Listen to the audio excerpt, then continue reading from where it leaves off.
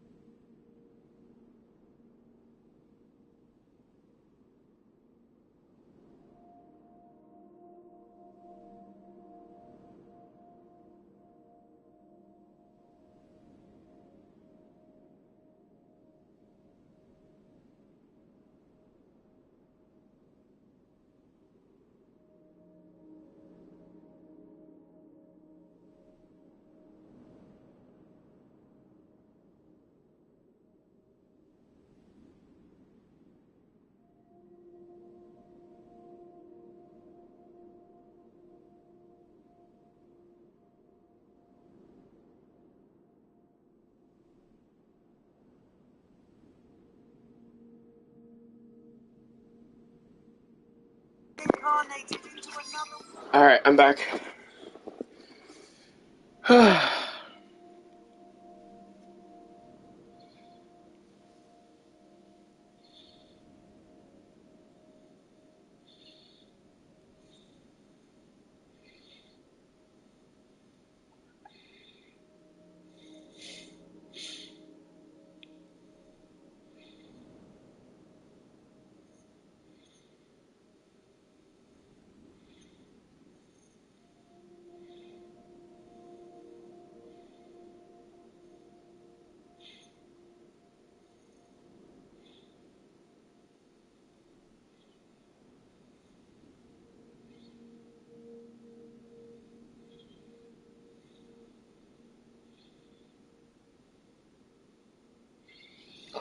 Alright.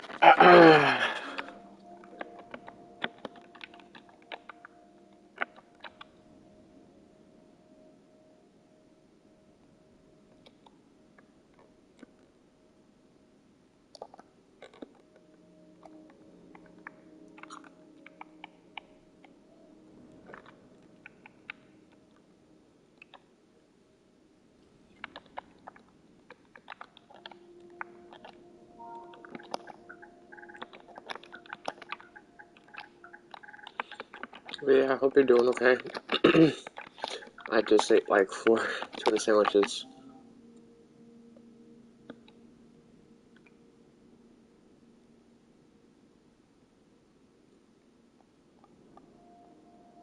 I don't know which one it is, I'll just do this one.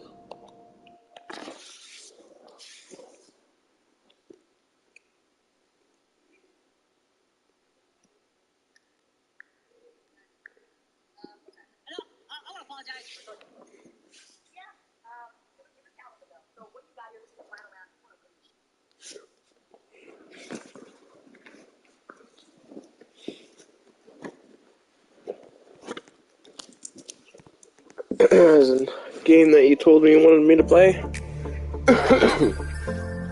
Bayside High School. I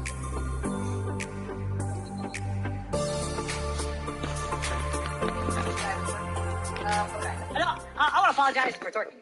Sorry. Yeah, you were talented though. So what do you got here? This is the final round. If you want to win this shit, you gotta go fucking crazy. I'm a beatbox and do an impersonation. It's a combination. You just gotta let it cook. Beatbox and do an impersonation. Yep. Alright. Then let me cook though. Alright.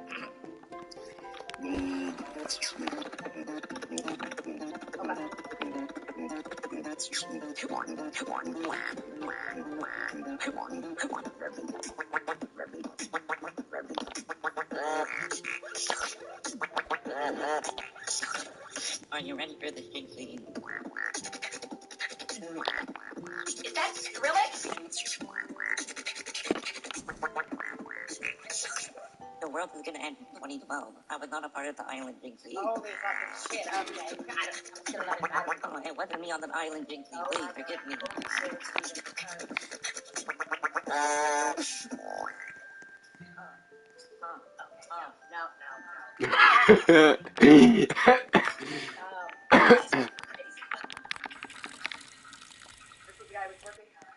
Okay. No, I want to apologize for twerking, sir. Yeah, you were talented though. So what do you got here? This is the final round. If you want to win this shit, you gotta go fucking crazy. I'm a beatbox. At Comcast.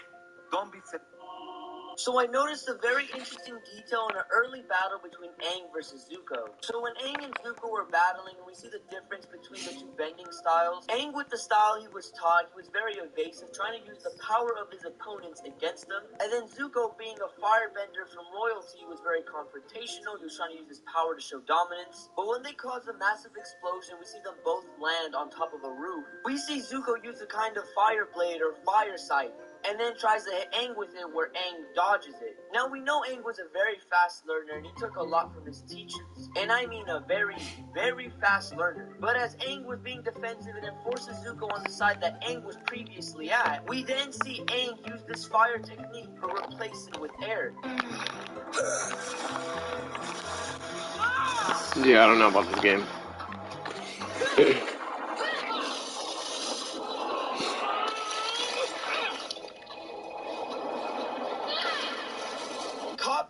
go mid-battle making his air blade or air sight. Aang was such a prodigy, he wasn't just rapidly learning from all of his teachers, he was rapidly learning against his opponents as well. So I noticed a very interesting detail in an early battle between Aang versus Zuko. So when Aang and Zuko were battling... So here's a screenshot of how much money I made last month just playing video games, and this is how I did it without having a following. So step one, the app I use is called Tester App. It looks like this. All you have to do is download the app, play any games you want, and they will pay you to play them. And it's a... Videos that are so scary, you won't be able to finish. So I found an iceberg with some of the scariest videos on YouTube. And some of these would have you hiding in the comments. And if you don't believe me, I'm live right now watching them. What are you guys feeling? You gotta do right now, bro. Videos that are so scary.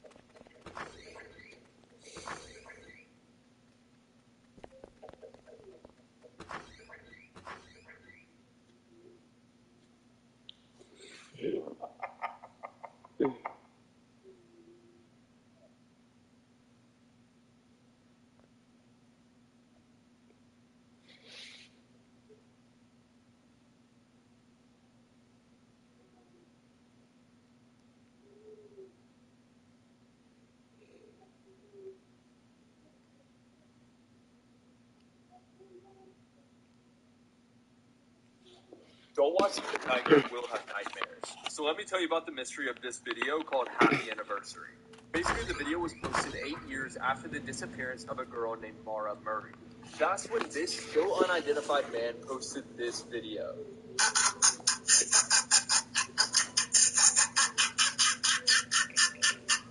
In the video, he just laughs like that for like a minute and then ends it with the phrase, Happy Anniversary.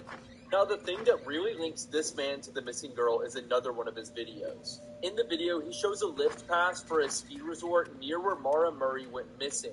And the date on the lift pass was just 2 days after she went missing. In his videos, he also made reference to 2 other missing girls. Now, police have watched the videos and said there is not enough evidence to open an investigation. Mara Murray is still missing.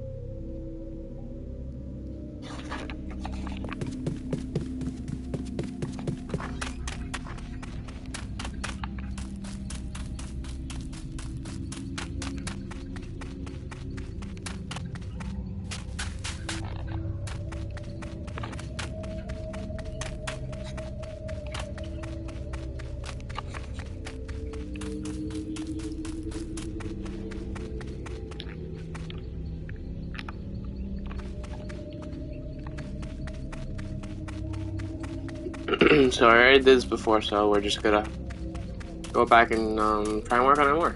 So yeah.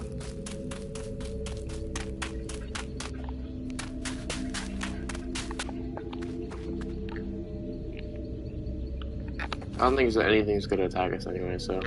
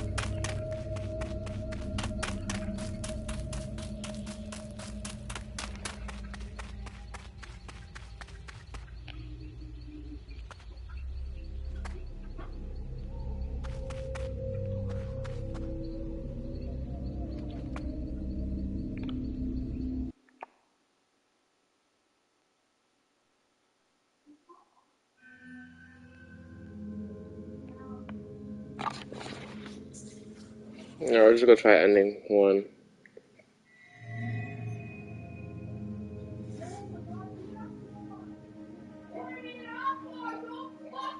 Thank you for coming with us. Unfortunately, for what you saw, we're gonna need to erase your memories. Just with you on count of 3.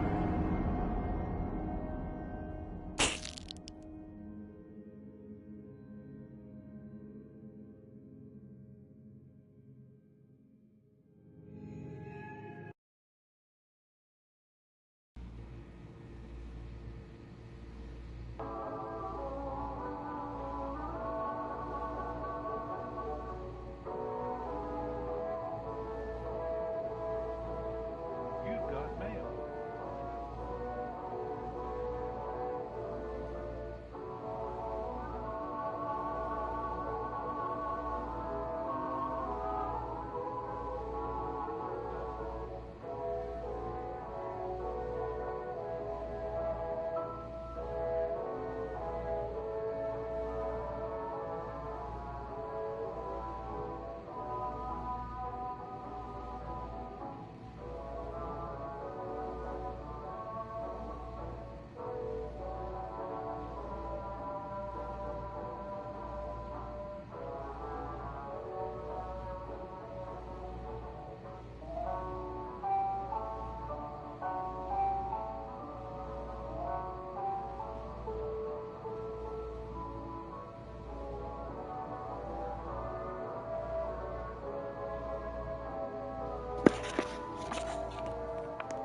Okay. Roblox news. Local grave worker missing after UFO sighting. This is because of the game, so I'm guessing. It's a wild guess. I'm still the same character. No, I'm not the same character, actually. Because if I was, it could be the same character. Who knows? It says, "Hey brother, hey brother, thank you for watching the house for me.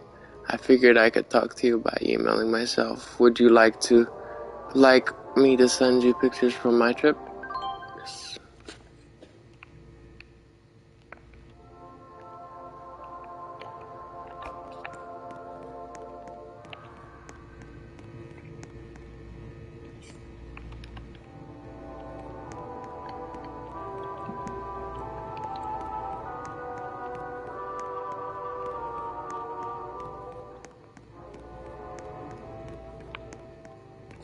Where do I am?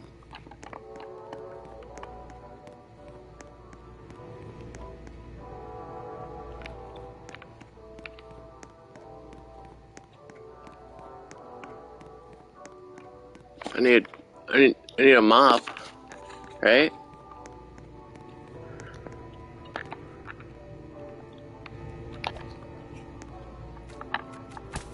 Oh, I'm just using my hands.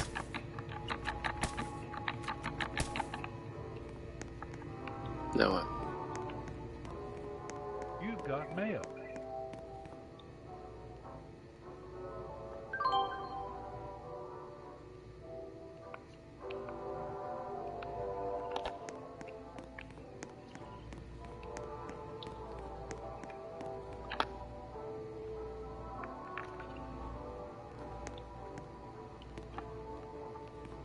You've got mail.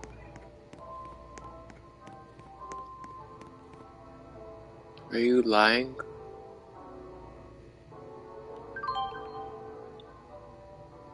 What is that supposed to mean?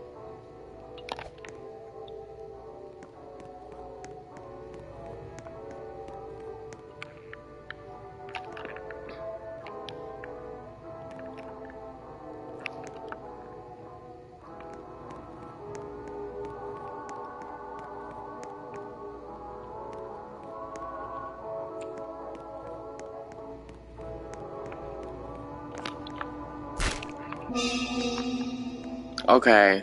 Alright. You Alright. got mail.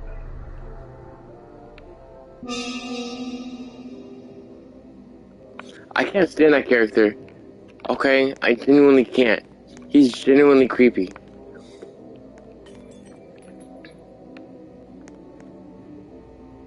You've got mail.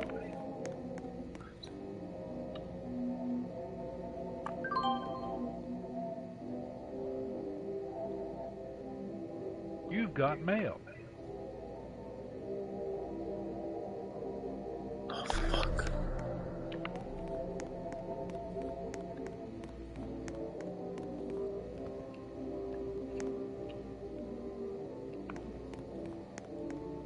You've got mail. Gosh. I'm gonna come.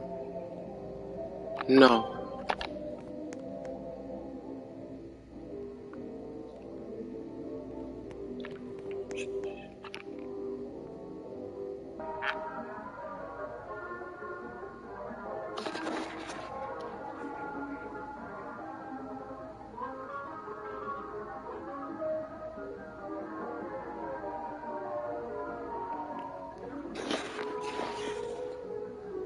You've got mail.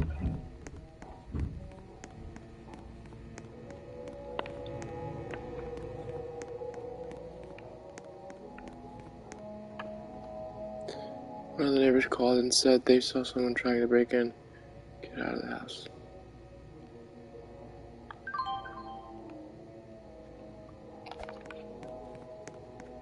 He's gonna be right there.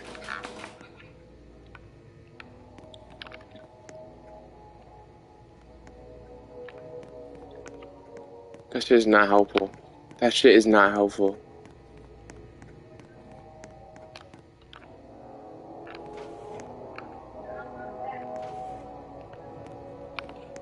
Hydro.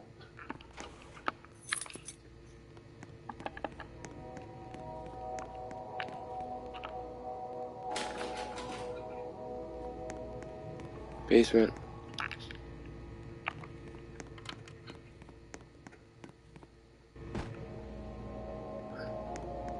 What? What?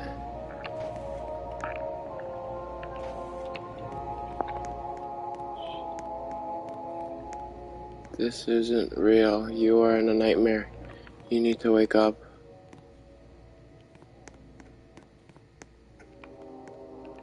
Yeah.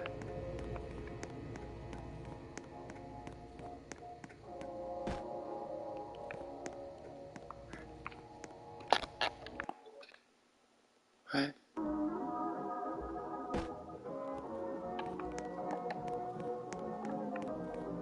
What's going on? This reminds me of the old days. Oh my gosh. Where? Master. What happened?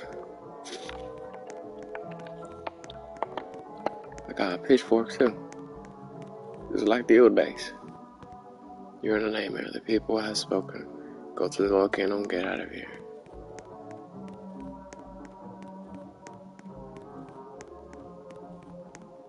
Food crops here to sell. You saw that. I just saw a black figure. He's right there. He's right there now. No, I don't know where he is. I don't know where he is. He was right there. Can I run? If I can run this.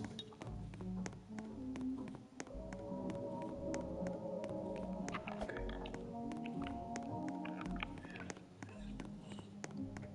He's not behind us.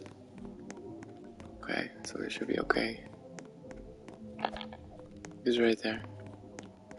Okay, we would keep walking over there. I think.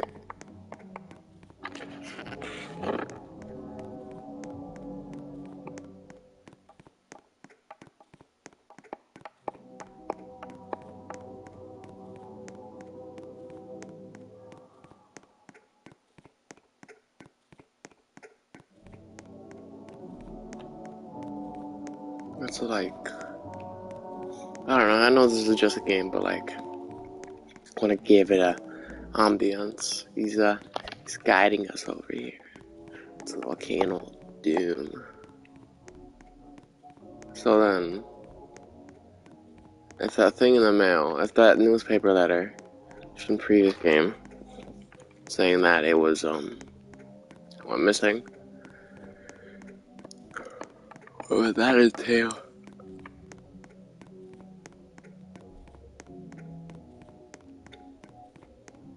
You know, it took someone the time to just make all of this. It was cool.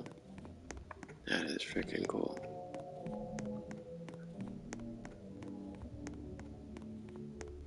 I'm glad I can't run in the game, because that would mean I'd have to run from something. What do I do?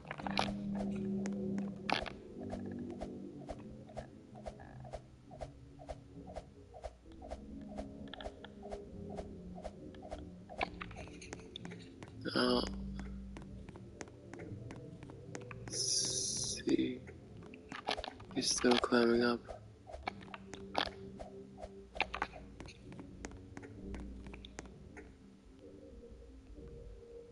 Shit, I gotta keep climbing.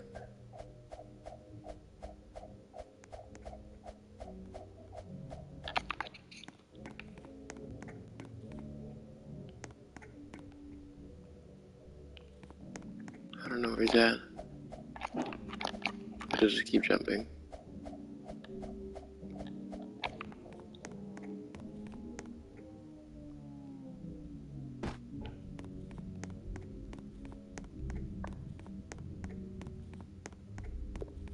Is it bad? It's my room.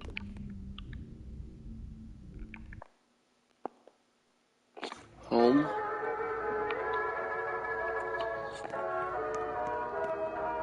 This is a dream, you will wake up soon. Yes?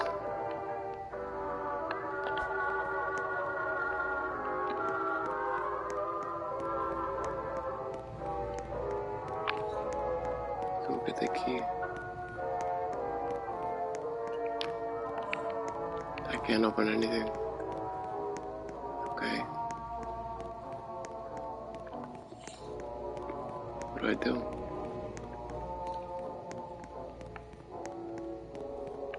Help.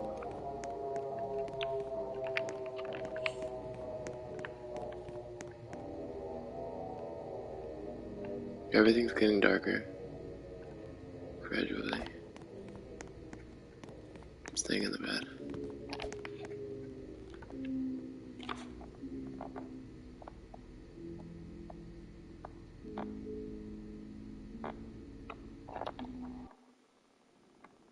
Okay, that's wild. Okay.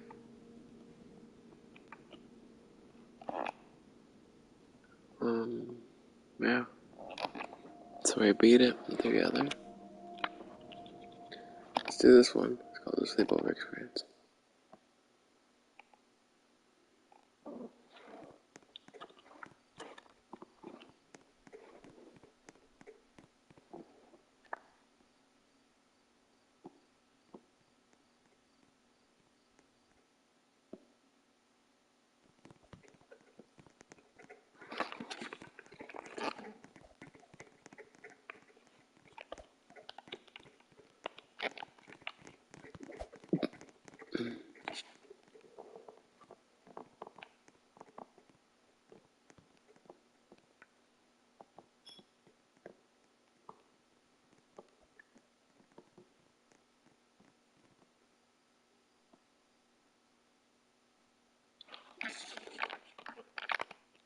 Ooh, is that an Uzi?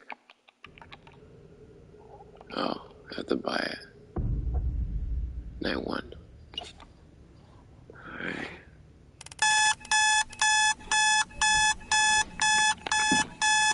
Time to wake up.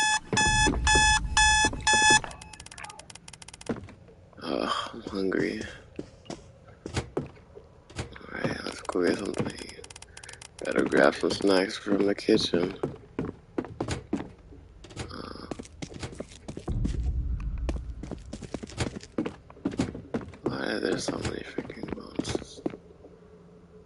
Bye, jump scare friends.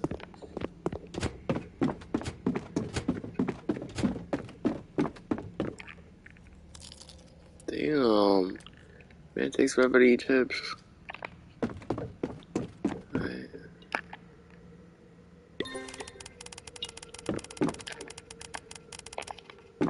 We gotta clean the room up before we start streaming. Let's get to it. See, my room is relatively clean.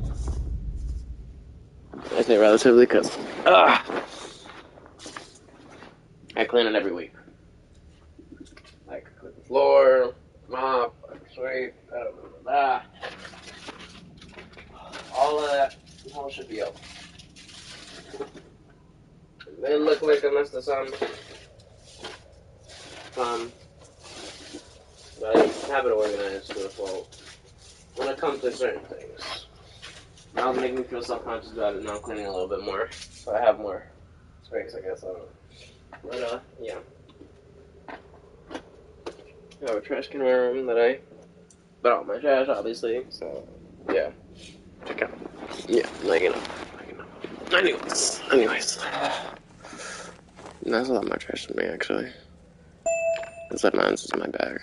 Not freaking trash can. 214.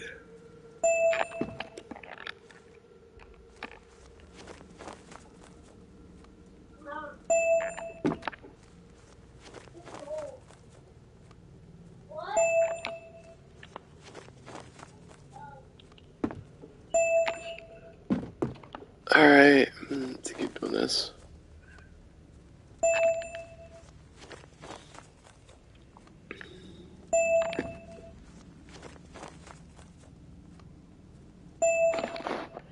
What time is it? 11:34. 11:34, that means it's like 26 more minutes.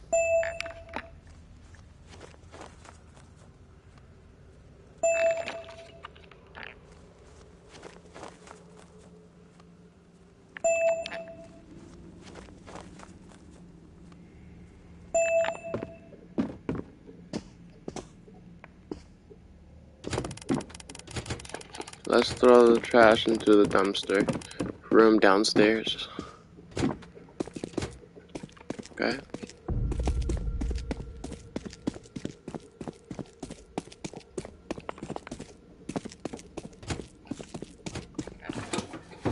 A little extra, but alright.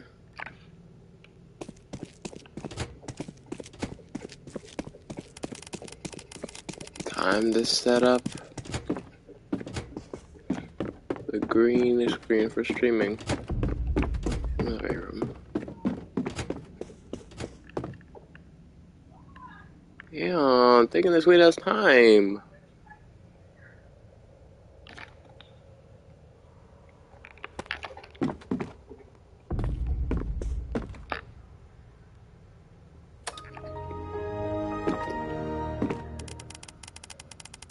It's finally time to start the stream.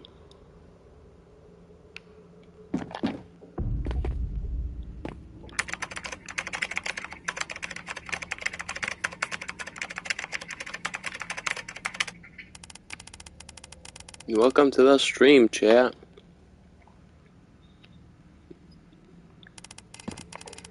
We are finally live.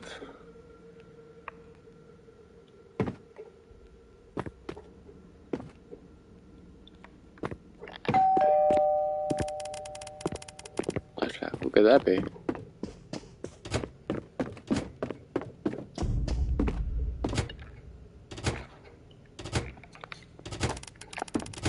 Package.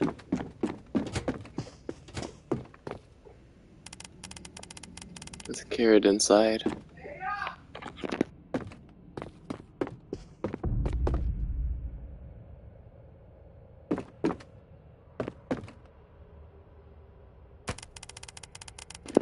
Alright, stream, we are back with a package. It seems we got a package. Let's open it.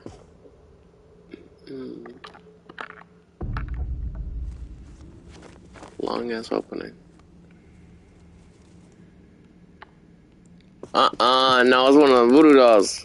What's that? A doll? No, put that shit back. Put that shit back. This is unsettling. Let's continue the stream. Watch that thing disappear.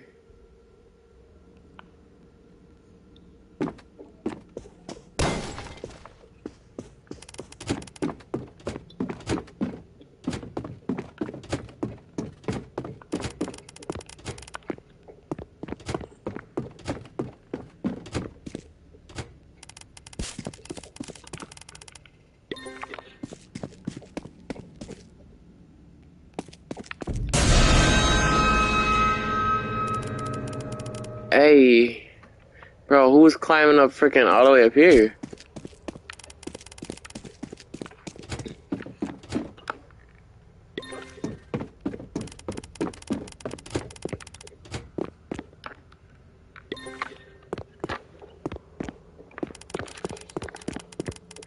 They gotta clean the dirt up now.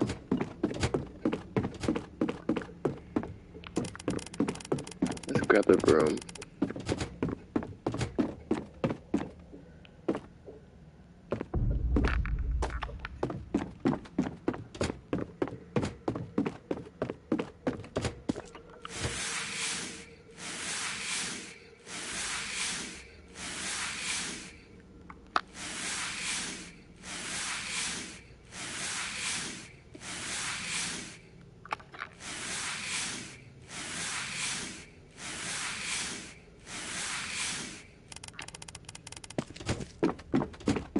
Should be done. Let's get back to the stream.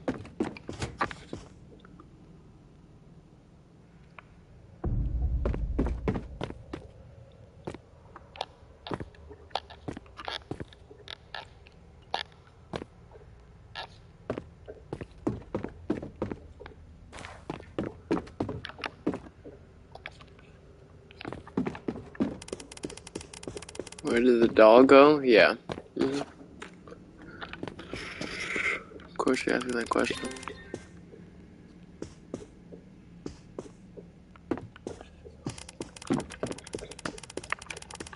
Where's the last play button? I want to see if I can get the last one. I don't know where it is. So I'll end stream early. See you guys tomorrow. Bye. And then the end of stream.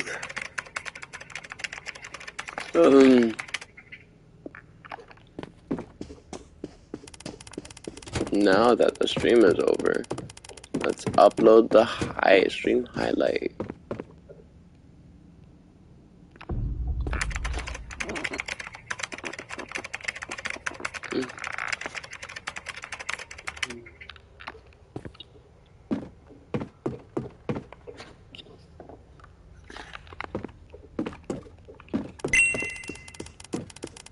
Alright, it's done uploading. Turn off the computer.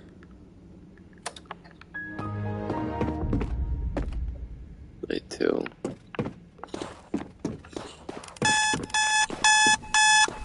Another day. Time to wake up.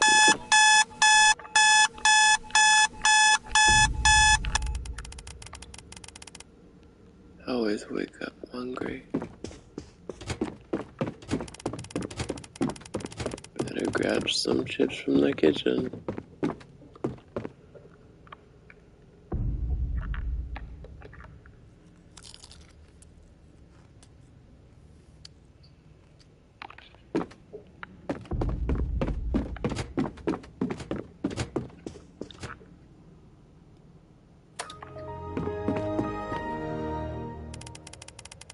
It's time to stream again.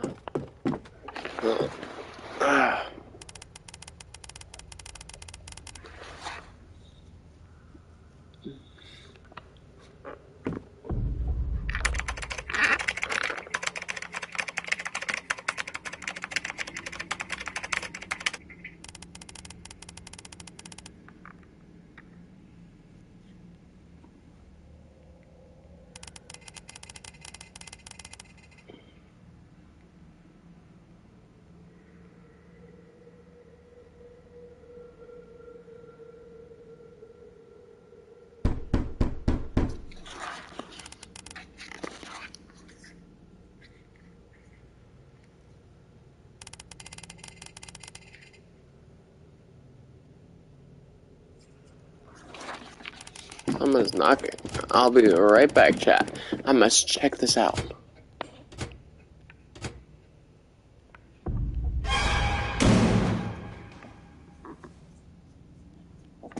No, square up. Square up, let's go. Got a freaking broom on me, bro. Phone.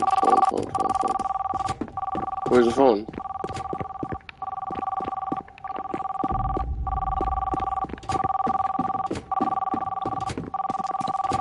It's over there. Oh. Hello, how are you doing? I was worried you didn't call yet. Mom, why are you calling me now? I'm streaming. Oh, sorry. I was just wanting to know if you're okay.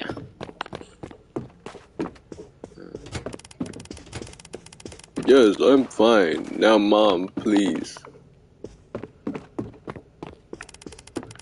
Okay, we'll talk later.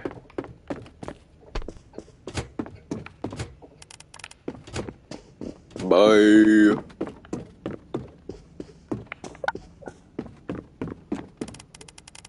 Hey chat, sorry for this again. Seems like I always get interrupted by something.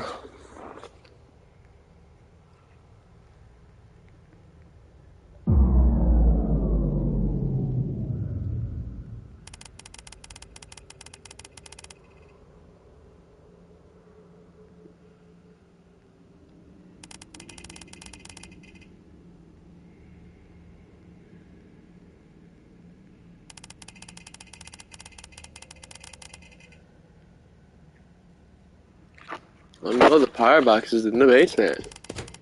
We better fix it quickly before my backup battery runs out.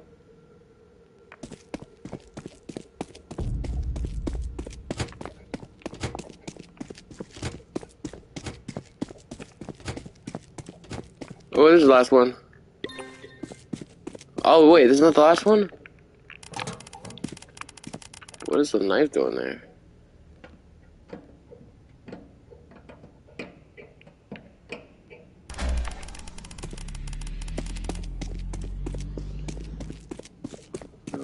Let's head back to stream.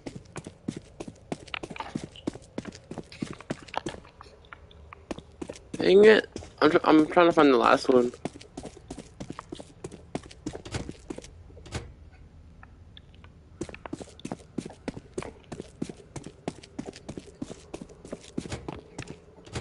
Maybe it's here? Nope.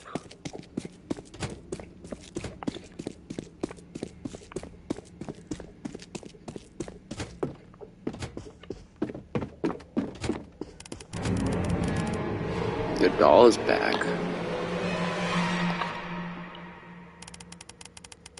It has a message saying, I'm watching. Is it because I'm black? Chat, what do we do about this? I think this is a racist comment. Check out your neighbor. So you want me to go investigate? Alright, I got a bunch of white people in my chat then. Like, this is a white case right now. Because they must all be white girls, white blonde girls from them horror movies. Because that's a white blonde girl trope right there. If I ever seen more than once, like, come on, be so for real. What? Ooh, got the last one.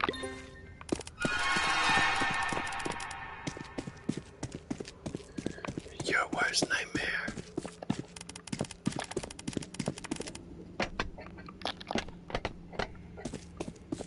Yeah.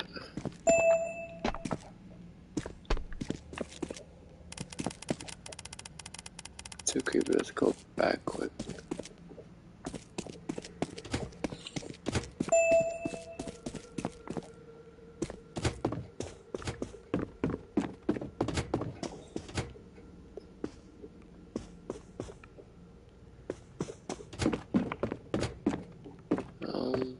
Seems alright so far, but No.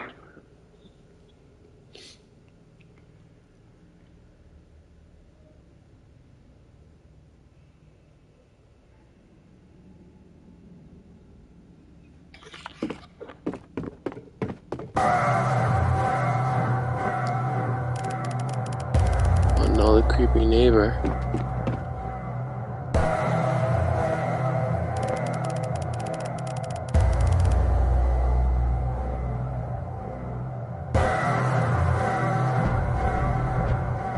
Escape through the neighbor's window. What?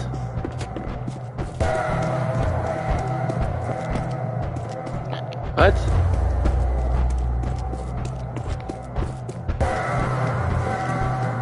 What? What do you mean escape through the neighbor's window?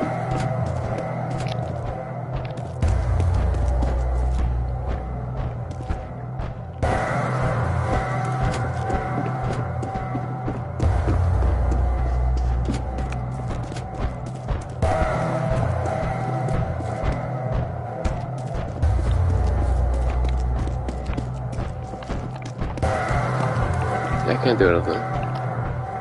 The game, so.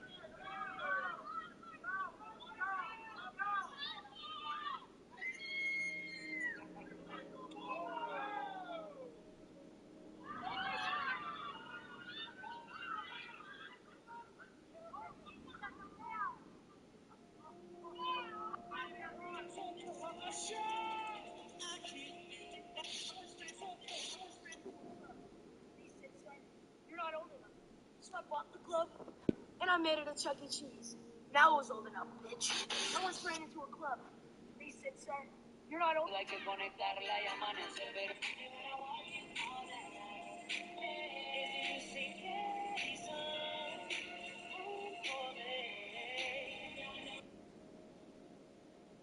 shut up, it is not. Yes, it is. No, it's not. Yes, it is.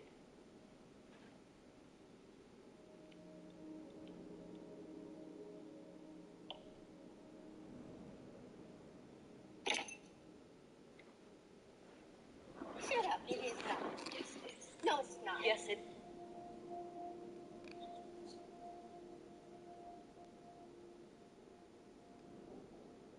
What? I'm not laughing. I'm not.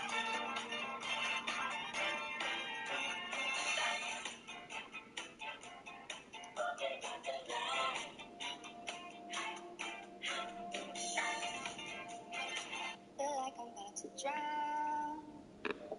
And no help is around. And my mom.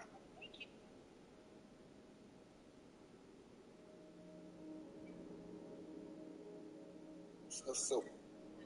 Like, bitches be quick, but I'm quicker. Bitches be thick, but I'm thicker. She could be rich, but I'm richer. Introvert? No. Extrovert? No. Ambivert? No. I'm a introvert? What? Alright. I need to know all that. Anyways. Let's see. check my Roblox messages over here.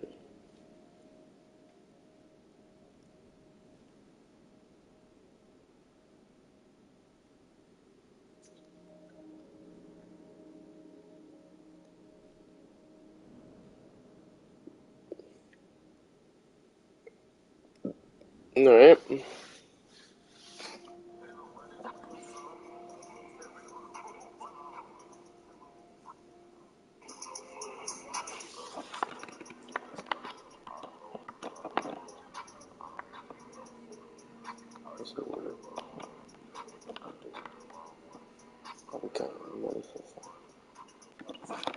Perpetua.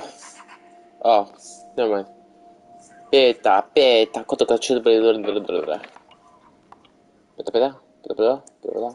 do not touch. Wait, why would you touch on supernatural beings? Yeah, what? So, story goes, you enter an abandoned hotel with traditional Japanese style. On a fateful night of a full moon, the hotel appears to extend infinitely. And you can feel the presence of Beta there. To survive the nightmares, you must rely on uncovering clues placed throughout the hotel. Prepare yourself for an adventure into the heart of Japanese horror. Okay, I'm gonna play it. Oh, we can't play it. Never mind. Oh, dang. There's this one. Midnight Market. Another night of work.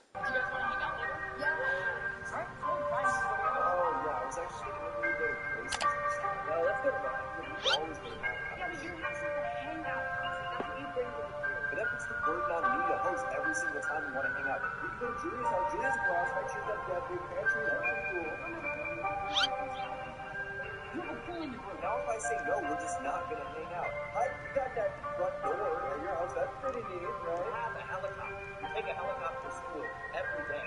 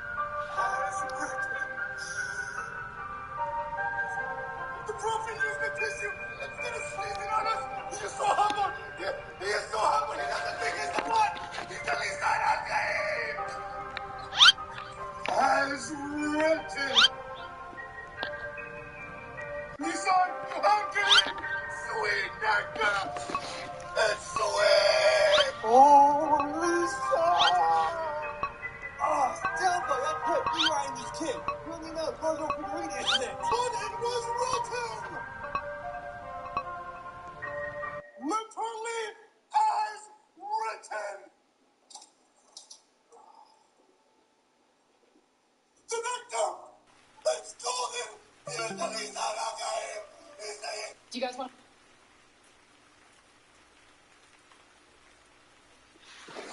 Start your shift by clocking in from the back room. Time to go working. Time to go to work. Work. See me on there, dirt.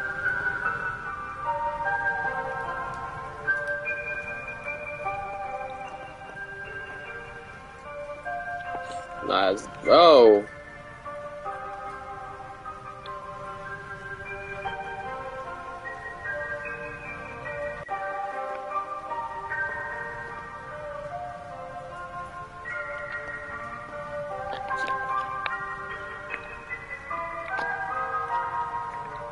Oh, I'm playing with another person. I didn't even notice.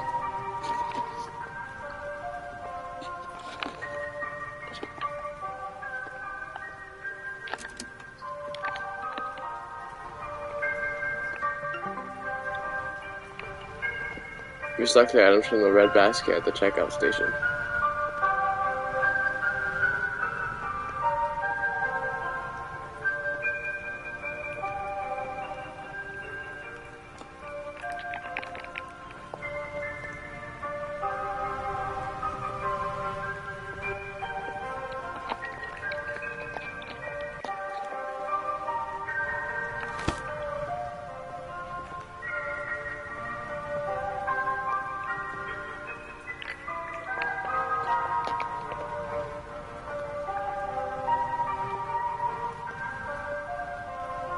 Why would... I was going to say, why would ice cream go right there?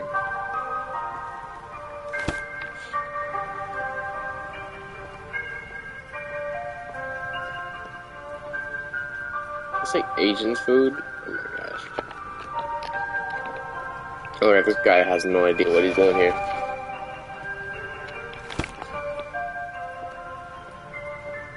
But hey. Is that an AK? Why are there guns in the game?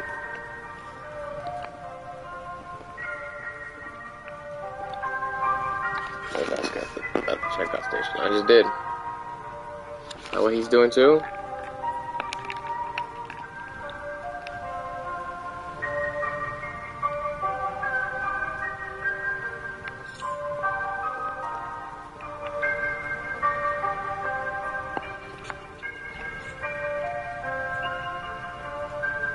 Yes.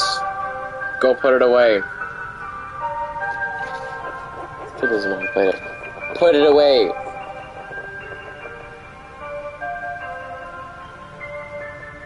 You go do it. I'm not doing it for you, boy. Go. Go. He doesn't know what he's doing. He doesn't know what he's doing. Oh my gosh. He's following me.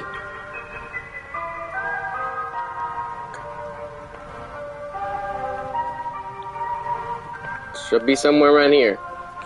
Should get like an icon or something. No? Okay. Nope.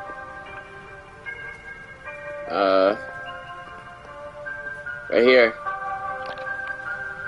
Where is he? Oh my gosh, where is he? Yo,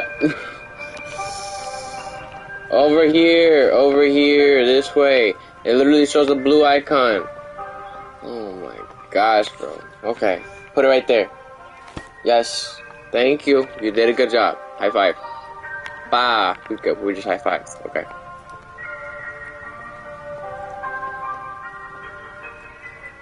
Now what? You grabbed everything? Yeah?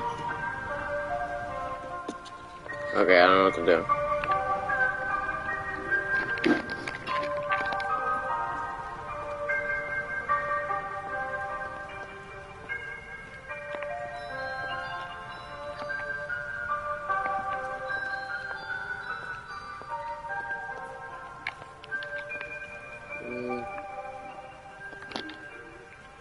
I don't know what we need to do now.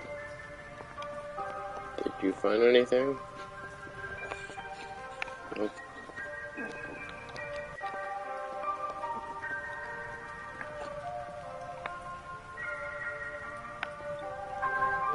I was gonna say, if he bought that.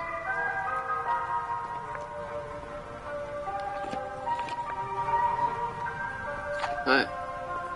Okay, that's a bot.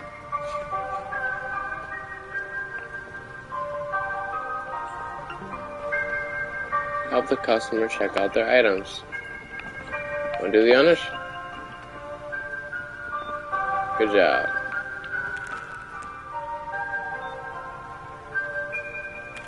Is this all for tonight? Of course it is. Period, purr. Gotta be a little enthusiastic with it. By the way, happy anniversary. 1 whole year. It's 12:02.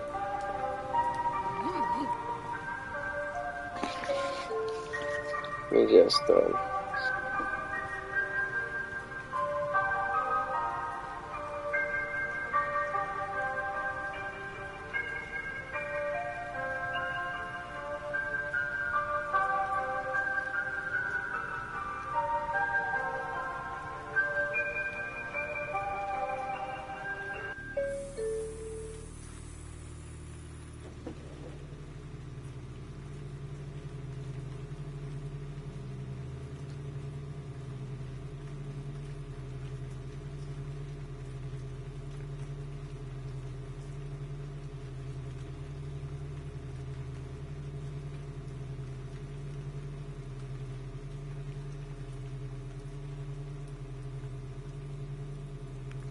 done. Okay, I think we just chillax and we go to the back. Come on. Follow me.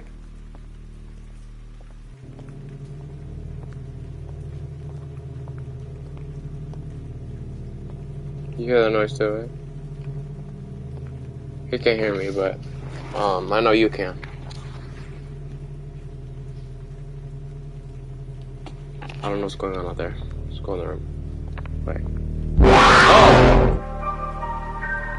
Whoa! I'm so confused. Alright, he was just waiting there. I could relatively see him. I was like, it wasn't fully there. Get him up in front. Get him up. I can't speed up or anything. I can't run. I already tried.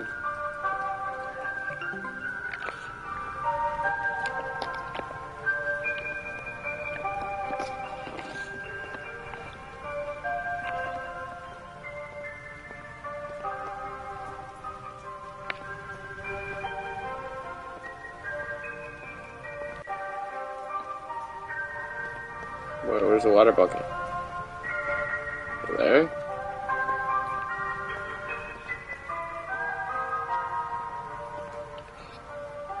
Who's that?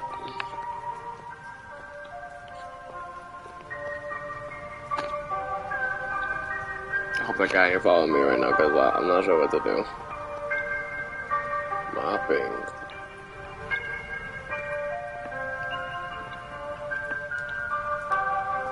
Yeah, I'm gonna let him do it.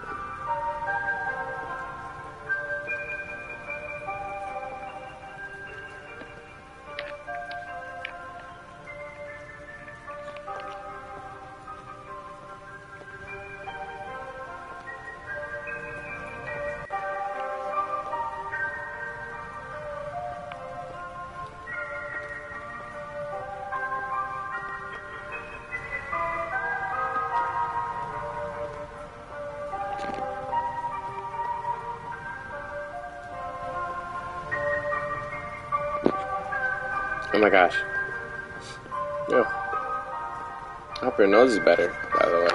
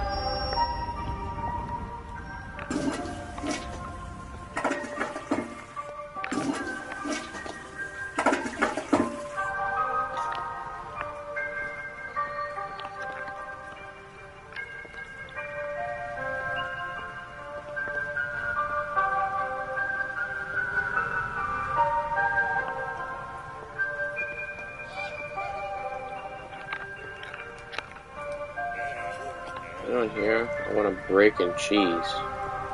Why would you want a brick and cheese? You came to a grocery store wanting a brick. A brick of what? We have bricks in the store?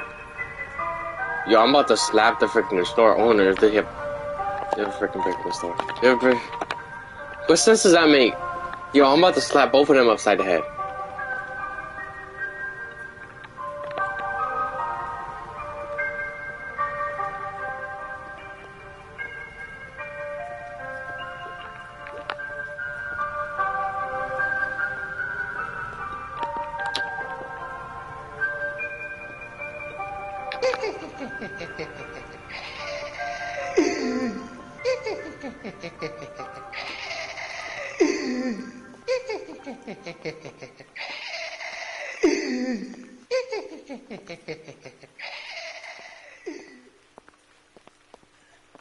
I don't know what that was about, but stuff was on the floor.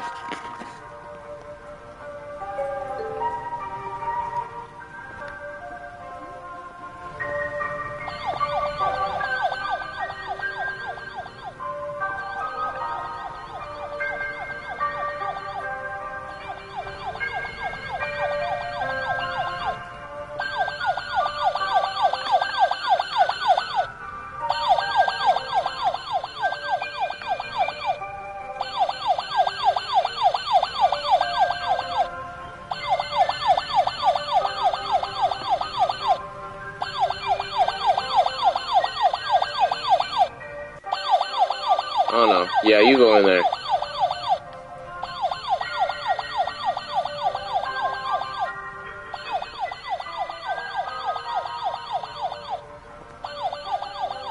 Go in there. I'm not going in there for you. Yo, stop being a wuss and get your ass over there. I had to deal with the ghost kids. Get your ass over there.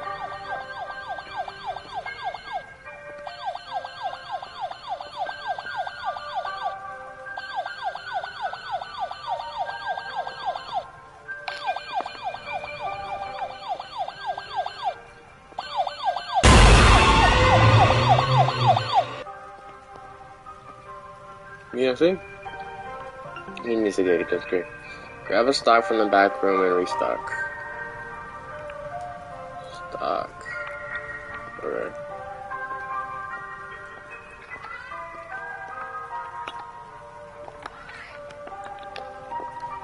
Let's go.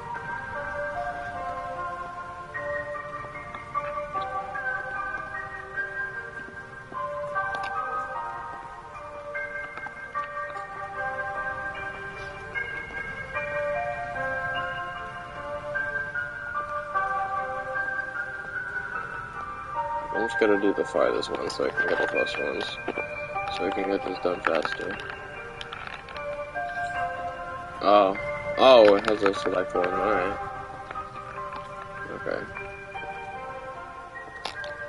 They're being very specific in this game, huh?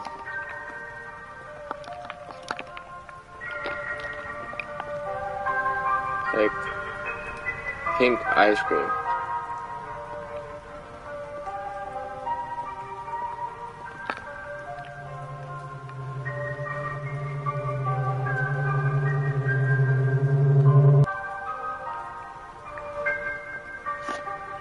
Literally go somewhere else. Bro, literally just look. It's right there. It's right there. It's right there. It's either that one or that one. Like, pick and choose. Alright. Gosh. Bro doesn't know how to play the game. I just learned to know how to play. Be so for real. It's stalking. It's stalking. Let me do the last one.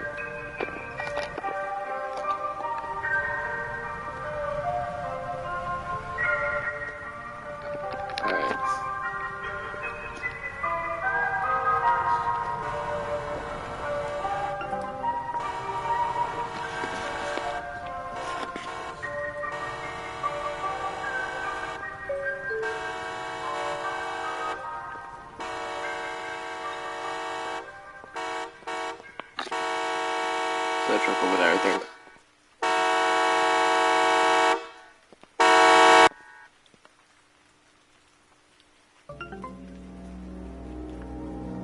Go, go, go, go, go, go. Let's go. Grab the shotgun. Let's go. What are you doing just standing there?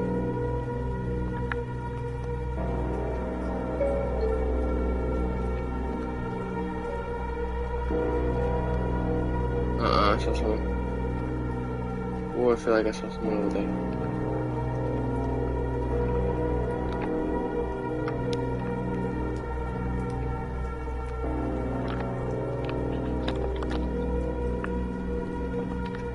Grab the damn shotgun. Don't shoot it at me.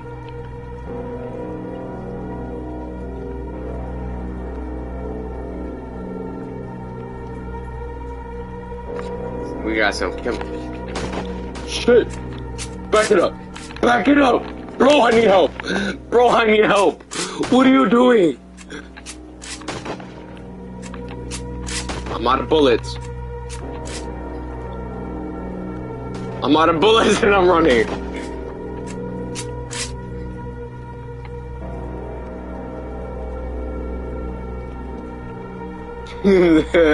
I left him by himself. Shoot! What are you doing?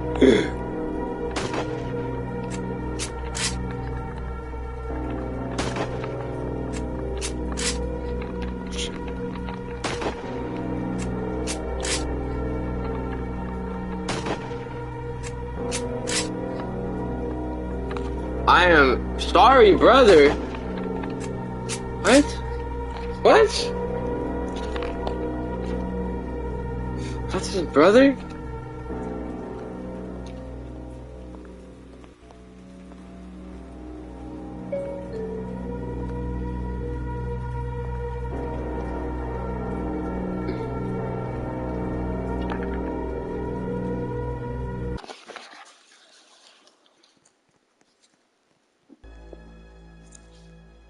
Look at that. Yeah, we did it. Look at that.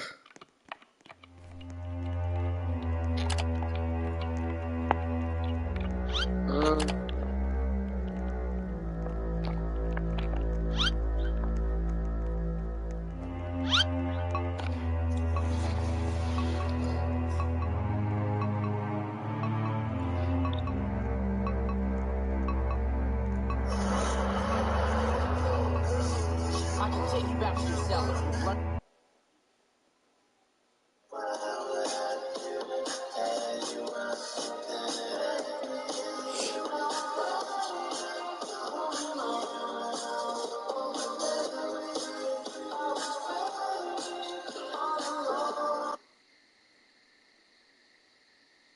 Yeah, I did, I think. Health tip. I've just been on social media making videos. I know, I see it. I see it on my timeline when I scroll. No way. My friends be sending me your videos. Yeah, it's awesome, bro. Thank you, man. I'm happy for you. Thank you. Yeah, I've just been making videos on social media. I see you, bro. My friends send me your shit. No way. You think the videos are funny? Yeah, some of them. Okay. It just gets annoying seeing you all the time. Why? I'm happy, you know. Are you? Funny shit. It's a bit challenging juggling like my online life. That sounds stressful, bro. Easy, alright.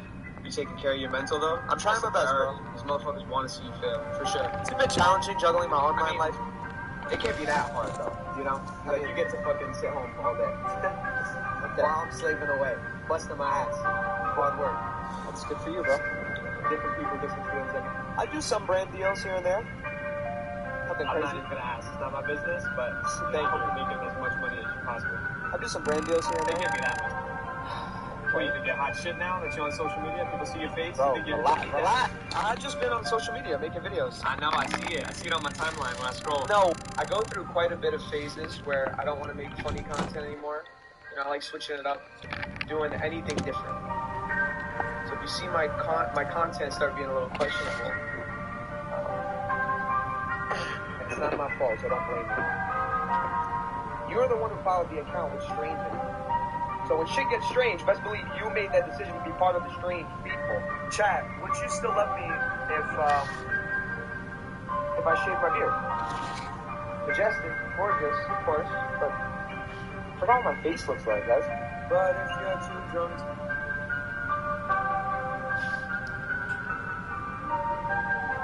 Ready? One of y'all took that video I made the other day a little too serious. You sent me underwear, not any underwear. Black lace panties. What the fuck I'm supposed to do with this? See, I'd be upset. I would be. But you sent me some sanitized place. Pretty cover thing. Dog, this isn't even sponsored. I'm putting y'all on game right now. 120 calories a scoop. Oh shit, that sounds good. 25 grams of protein per scoop. Are you fucking serious? Anyway, video over. Send me a note. Be our buff little femboy. What?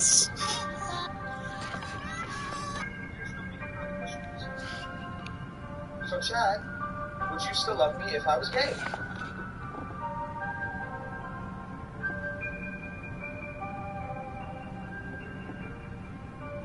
If any of you guys find panties in my Amazon wish list, just know it was in this clip. What? Yo, you got the sauce? This one right here? Yes, sir. Here's your sauce. Thank you.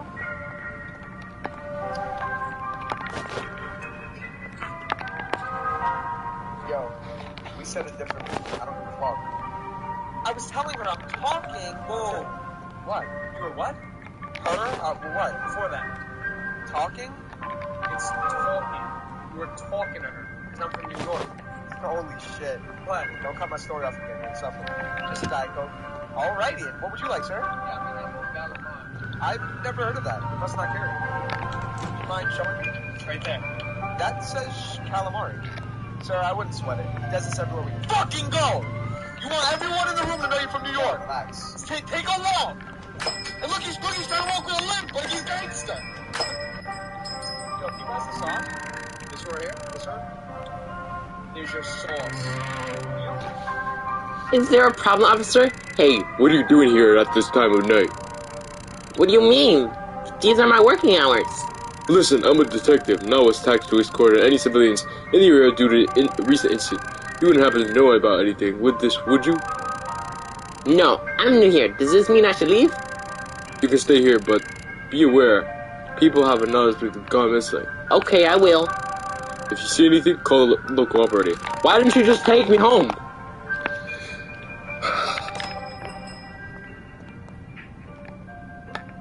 Bonk. Bonk.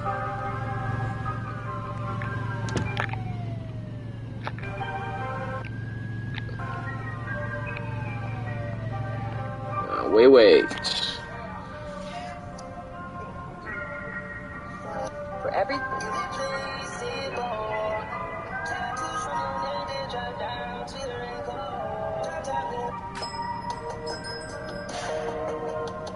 With Fidelity Active ETFs, the potential is in the name. Active pursuits.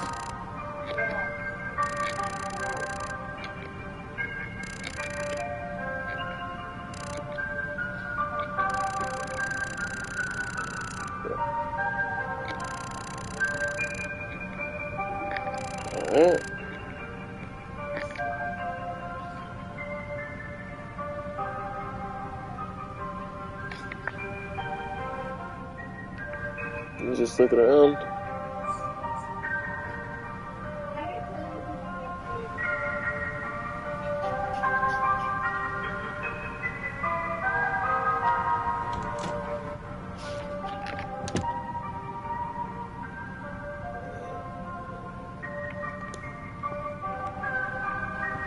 No, I'm gonna check here. So you saw it? How about it was like Empire Strikes Back? Literally the 2000 fucking better than The Godfather, honestly. Oh, okay, there's no fucking way.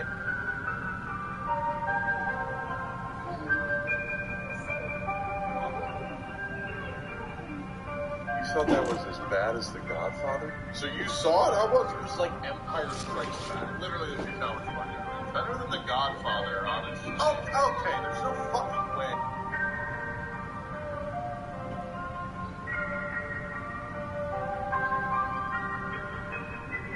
You thought that...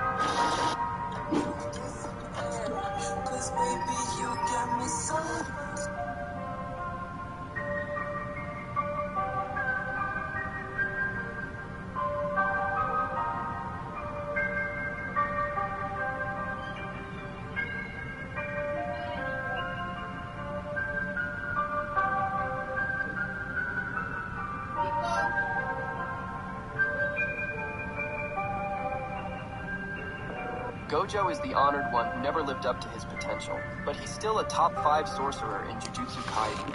Steve, Gojo's birth was the event that sparked the curtain. Place is a suit. Well, okay, that's just skipping through it. I guess I'll just kind of read it. I'm not pressing any buttons. It's just going on. To get stronger, he had a lot of shoes to fill.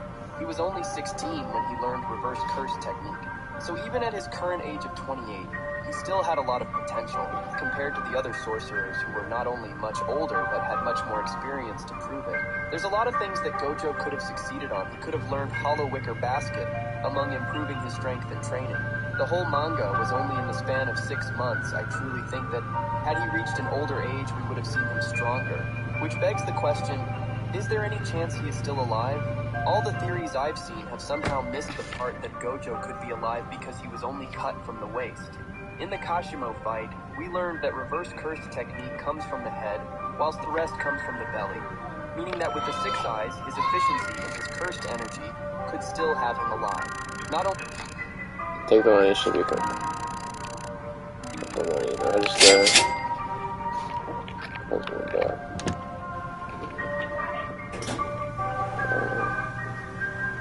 I just kind of chill here.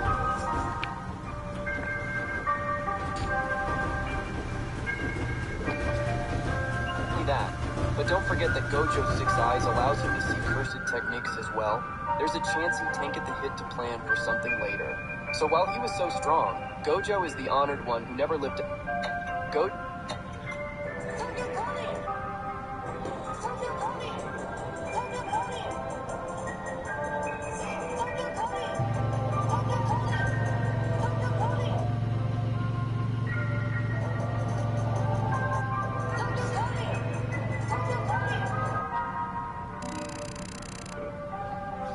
Oh wait, so the garbage is... I saw this like image of Megan Thee Stallion. She was dressed up as Gojo, and then for freaking the anime awards and stuff, she dressed up as Bruno Bucciarati, which is I'll grab it, which is a JoJo character.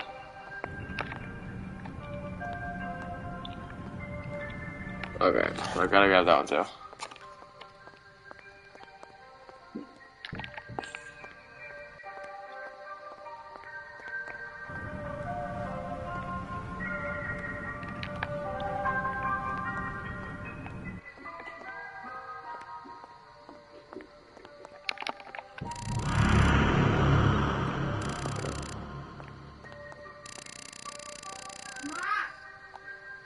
Surroundings.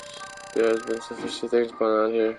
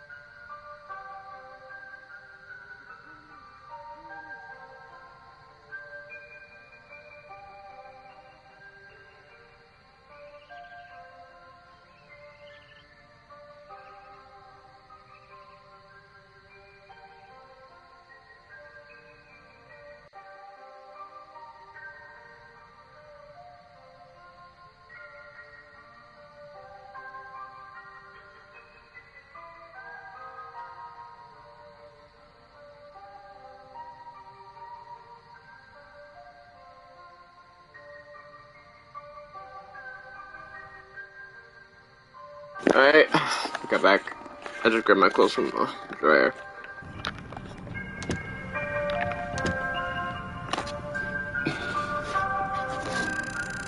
Put the clothes into the basket, into the main basket.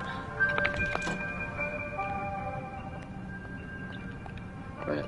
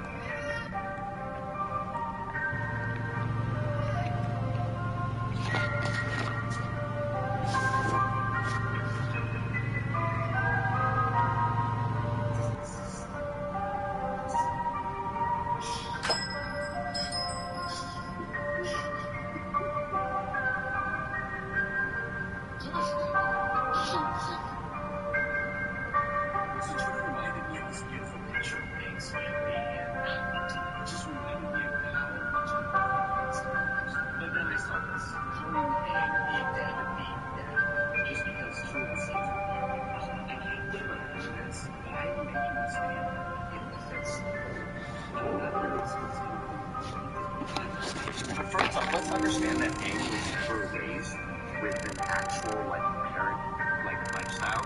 All the air nomads, they are not raised in a family setting. Aang does not know, never learned how to be a father. Now, in the concept of Boomy, you could easily say he was the least favorite because he did not have any family at all. But he actually acknowledges that even though his father didn't have enough time for him, everything Aang did was for him. Moving on to his daughter, yeah, she's a waterbender like Katara, but Aang was 100% supportive in his daughter's sexual orientation. She says he was not flexible. Yes, Tenzin, in all means and purposes, is his favorite. But honestly, I think Tenzin himself is a good father, and it would have been harder for him to be a good father if Aang was not at least decent father. Oh, and let's not forget about the scene where this photo is actually from. I've seen this. Mom gave it to me before we left. That is one good-looking family, huh? That's one happy family. So Twitter reminded me of this beautiful picture of Aang. Roll call! I'm not scared of you.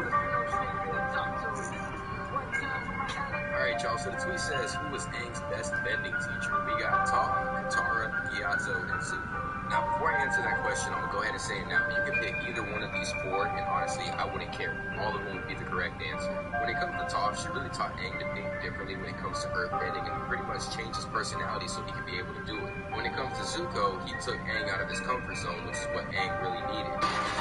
For Gyatso, I don't even think I got to say anything for Gyatso. Aang is without a doubt the greatest airbender ever, and Gyatso is the reason for that. And for Katara, she believed in Aang. You feel okay? That sounds very, very cool. I wish I could be as good a father as Dad was to us. There was a lot of discourse about Katara's feelings of Aang favoring Tenzin. And I feel like this is all we get, but it's important.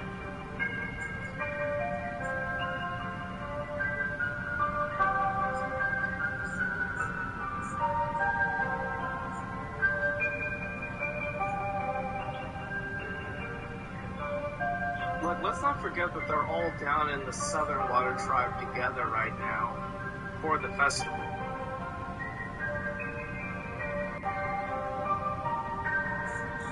But we have no proof that Katara co-signed all of Aang's trips that were just Tenzin. For all we know, Tenzin was staying with him in Republic City, and it made it easier for Aang to double up his avatar duties with Tenzin along with him. Today we're going to be talking about Aang's family tree and how he named his kids. First off, Aang and Katara have 3 kids. The oldest has a 3 being named Boomy, but you guessed it, was named after his childhood friend.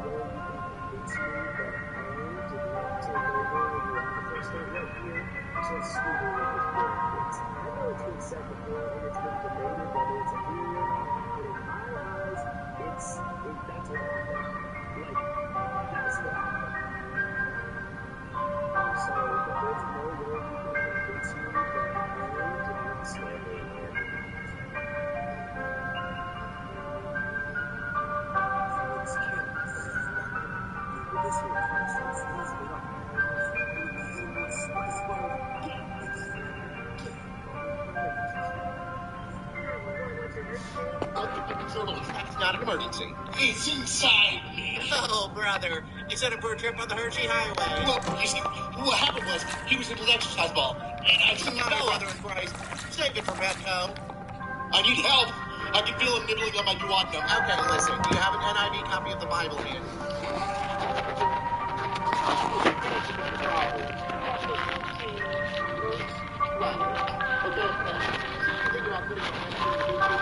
No, I don't. It's not because it's not in there, you filthy freak.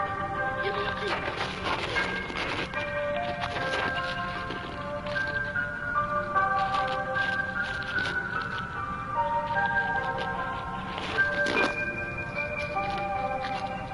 I don't want to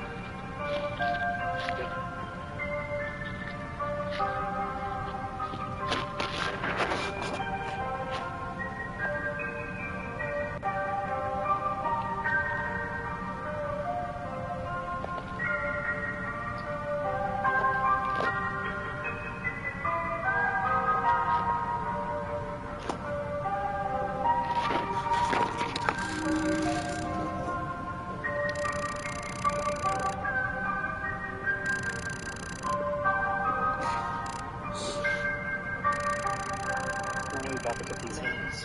You're about to get your shit rocked. Wait, what? Whoa. Definitely maidenless. Get off my block. What? Bitch. What? Don't even walk through that front gate.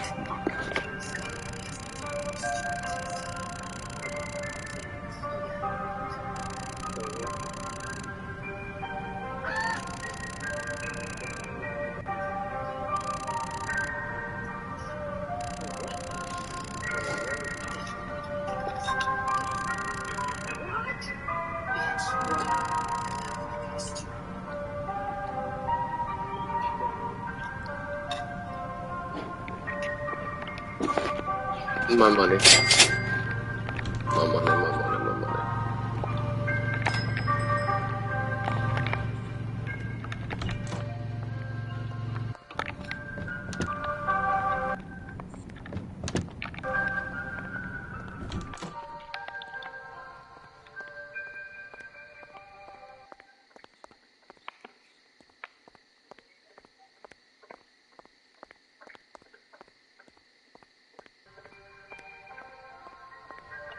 Look. What's that?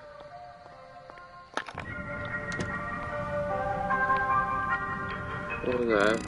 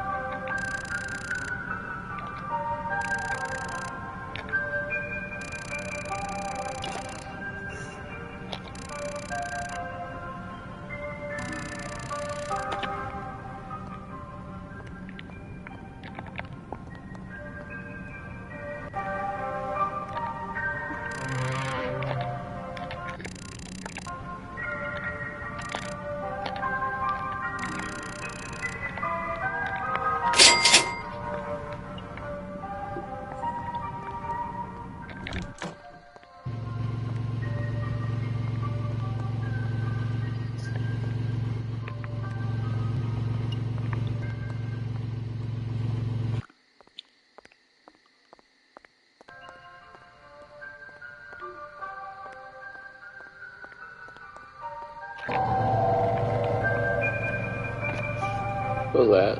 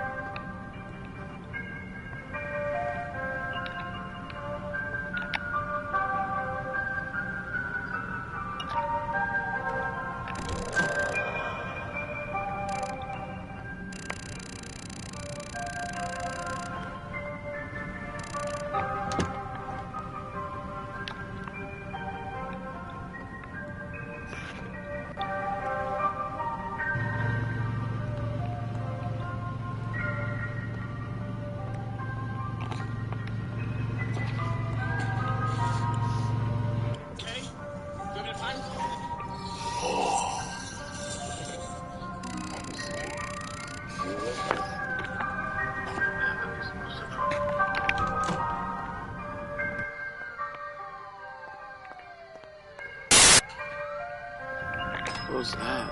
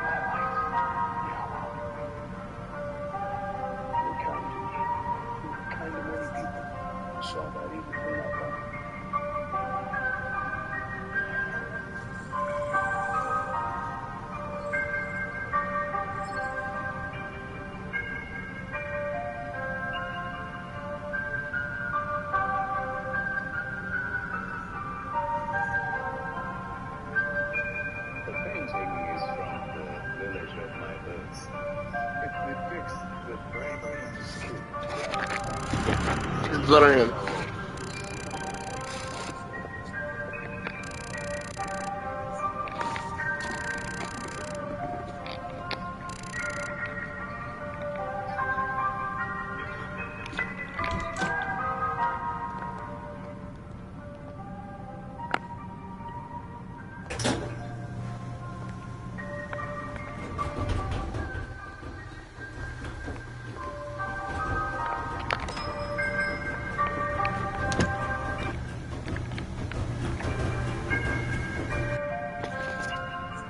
This happened my family for 7 years.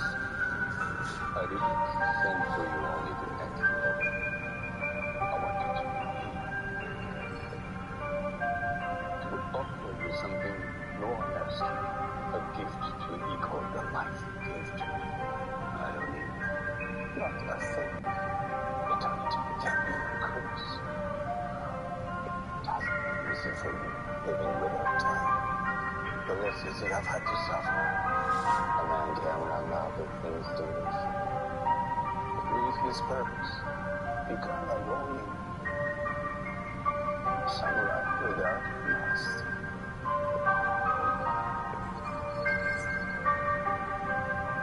I can end your attempt. Make you immortal.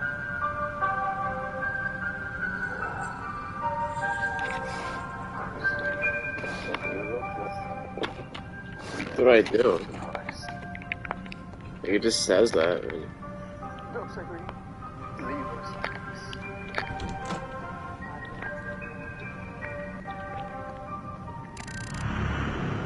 My own problems. I'll forget that. My past and my precious.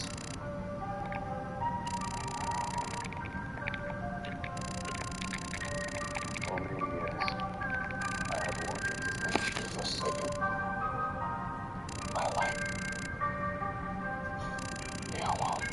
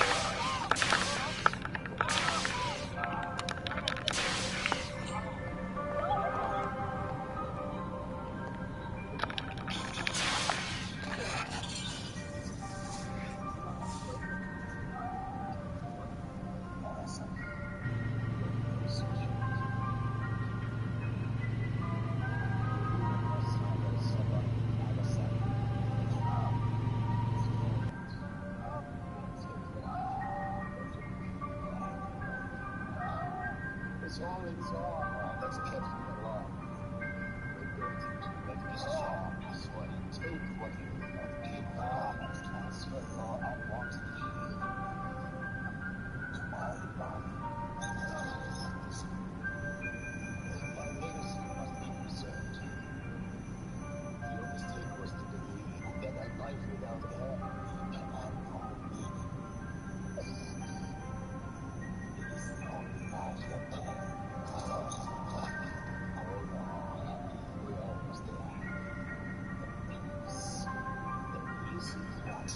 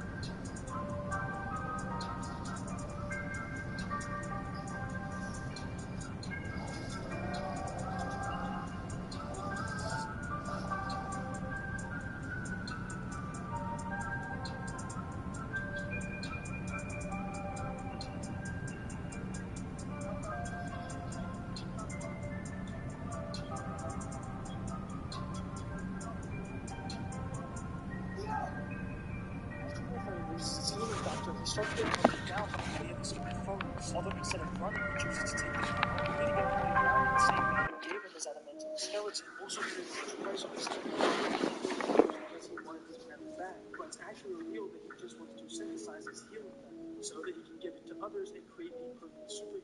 But of course he is too late, as Wolverine's healing factor is gone. Therefore he turns on his machine and tries to kill his test subjects with adamantium, giving him time to run while Logan saves them, which he does by stabbing a vat of melted metal with his claws, dumping it all over himself. With his last bit of energy, he chases him down, only to find that he was wounded when he fell into glass. And Wolverine chooses to look out at the sun as the metal solidifies over him. Why does Wolverine's comic-accurate costume have sleeves on it? Have you seen Ryan Reynolds' IG story where he and Hugh Jackman are wearing comic-accurate costumes, but Wolverine's suit has a full sleeve don? This tiny fabric alteration is not meant to make purists and comic loyalists cringe, but to save Hugh Jackman's skin. In 2013, he was diagnosed with basal cell carcinoma, which he had removed. By May 2015, he'd had 4 cancers removed from his skin. Now he gets a checkup every 3 months to ensure his skin remains healthy. But that doesn't mean he's completely invulnerable to skin diseases when exposed to direct sunlight, considering the conditions of Deadpool 3's set. I'm sure we understand that, right? I mean, he's a human too. So we have to make sure he's safe first before our entertainment. The metal is an alloy called adamantium, supposedly indestructible, and surgically grafted to his entire skeleton. How could he have survived a procedure like that? His mutation. He has uncharted regenerative capability, which enables him to heal rapidly. This also makes his age impossible to determine. He could very well be older than you, Professor. Who did this to him? Isn't known. Nor does he remember anything about his life before it happened. Experimentation on mutants. It's not unheard of. But I've never seen anything like this before. What do you think Magneto wants with him? Not entirely sure it's him Magneto wants.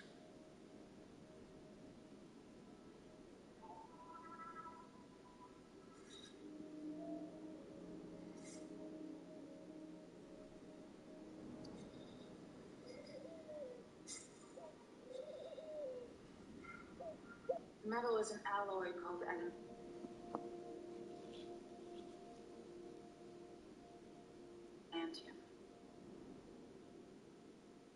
You must be Wolverine. Remarkable metal doesn't run through your entire body.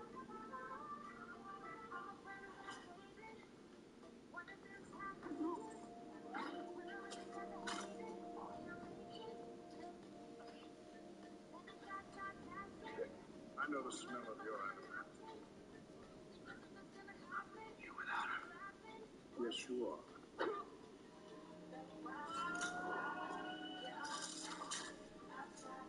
What is it?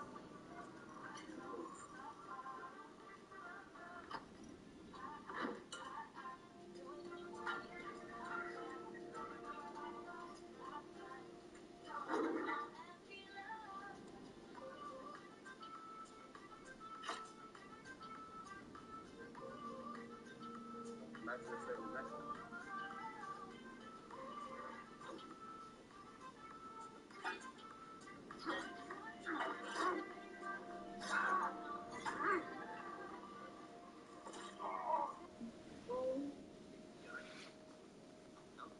Yeah, in this scene where Magneto extracts the iron from the security guard's blood so he can rip apart the prison and escape, before this, we see Mystique put an extra injection into the security guard so that he has more metal in his body.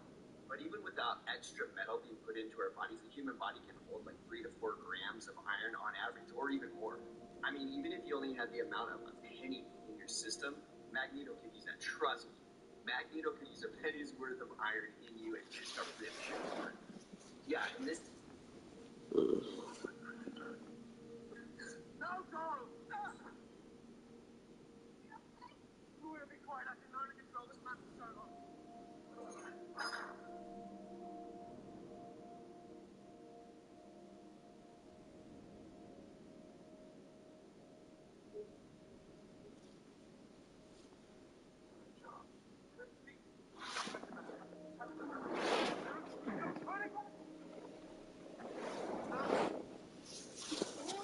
Don't do this, Eric!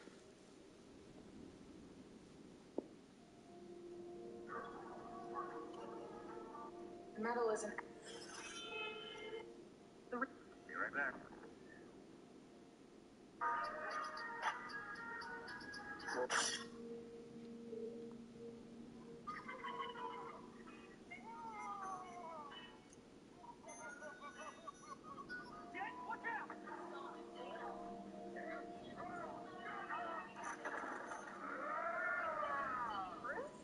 Let go of my cousin, asshole. It's not what you think.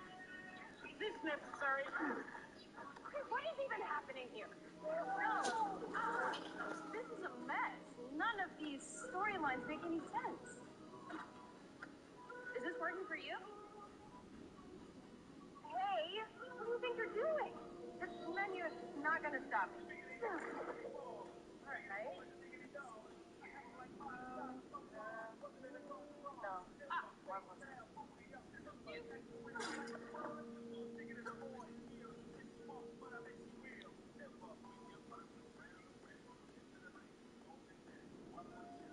Wow. I'm here to see Kevin. Let me check this under non-disclosure agreement.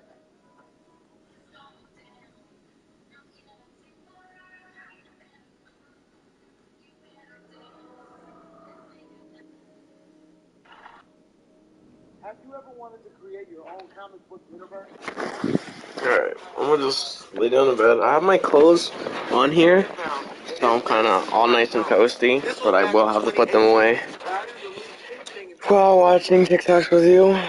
Yeah, I just want to maximize my time with you, to be honest. Because today's our day. Today is our day. What? Actually, I hope it's you. Hold up. Wait, I don't even know if you're still awake. That's the real question. Hold up. So, if you're still awake, please like the video. It is you! Oh my gosh. Oh my gosh, it is you. It is you.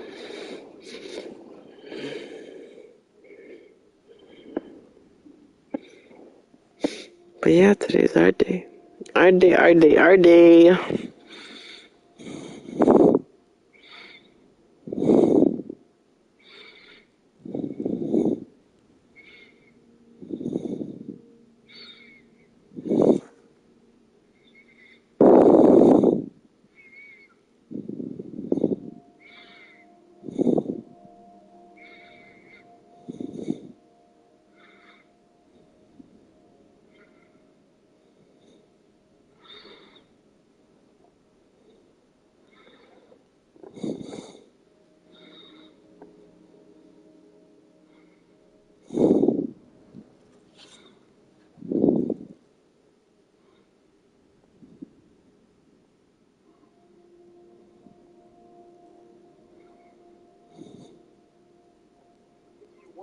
Seen this character in the book named Sarah, and they wanted to know his backstory. So I had to do that too.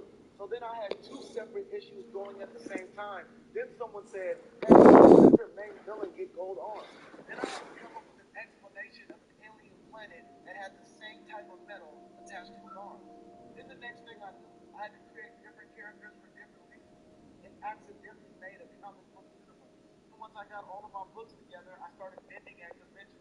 Sometimes I just showed up as a special guest and made content for social media. And eventually the blessings kept coming in, and we were able to open up a store downtown Sacramento, which has been there for almost 3 years now. And shortly after the shop opened, we also did our first animated project. It definitely hasn't been a easy journey. We've had to learn and adapt all the time, but we have a ton of great characters that I think the world will enjoy. But creating characters and stories was something that I was born with. And then I stopped the shower. I didn't get the shower because I was asleep. And then the moment I woke up, I just started streaming. I live in communism. I will not get into the entire detail, but there were very strict rules. We had scarcities in food, pretty much everything else that's unimaginable here.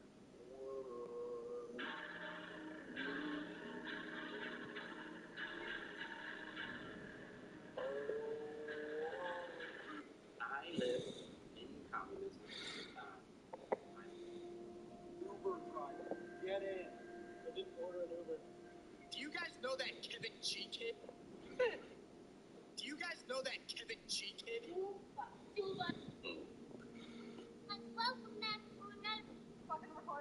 Oh, you're turning her away? Bro. What? Bro. What? Bro. What? Why you shaking?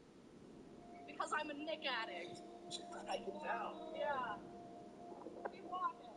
What are you fucking walking? Bro, why are you falling? Because I'm pissed off. I'm gonna bust 2 less than Fucking I did end up joining the army. why is one of you guys coming at me? Happy Wednesday. Happy Wednesday. On the money. Pretty cool. So,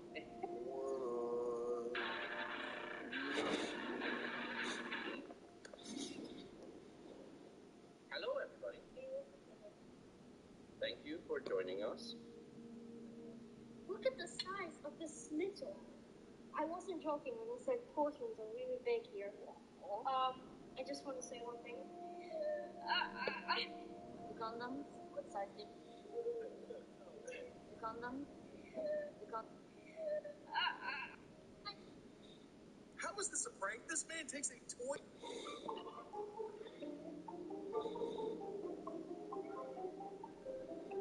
oh, thank you.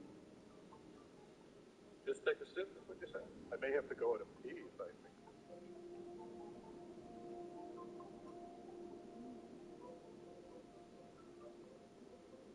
Tastes great.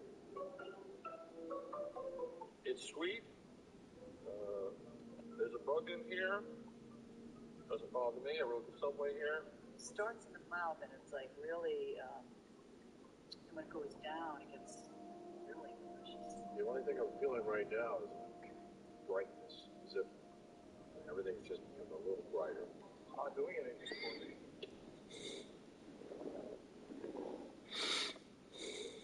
I'm not getting to the entire.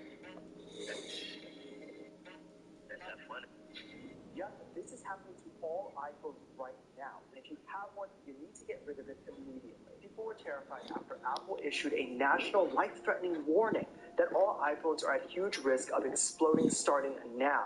And we all may be holding a literal ticking time bomb to our faces that has already caused fatal issues. With a dark warning from the Kent Fire Department telling others while sleeping that you cannot smell those flames to wake up when your phone ultimately explodes. And it only takes 3 breaths of smoke in your sleep before you're knocked unconscious, leaving you there to burn. Reports of many people having their iPhone near their head or face and exploding in the middle of the night without warning, leaving many adults and children rushing to the You should get an Android. Videos went viral of people's phones catching on fire under their pillow and it burning a fiery hole through their mattress. Apple then warns users to avoid charging their phones at night while sleeping if they want to survive. Apple urges users to avoid charging without proper ventilation of the phone. And if noticing the phone is not cooling down or the battery swelling, you're already in. Actually, no, because iPhone be like showing all the text messages and you can't delete that because it goes to iCloud. Yeah. Never mind, you stick with your iPhone.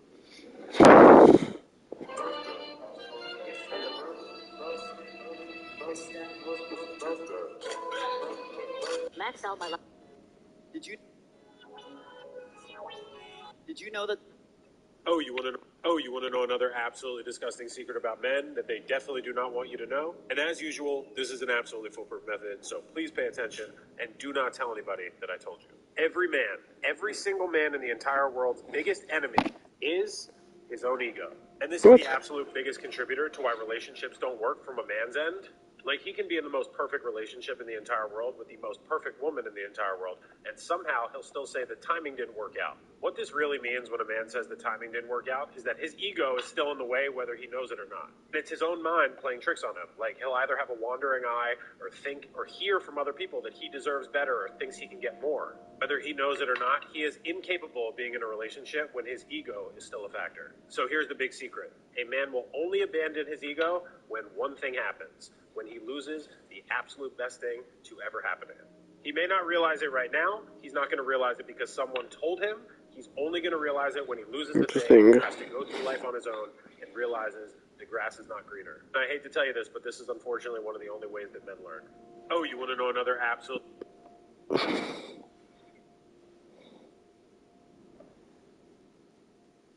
Every time I see you, I say, let out the heaviest sigh.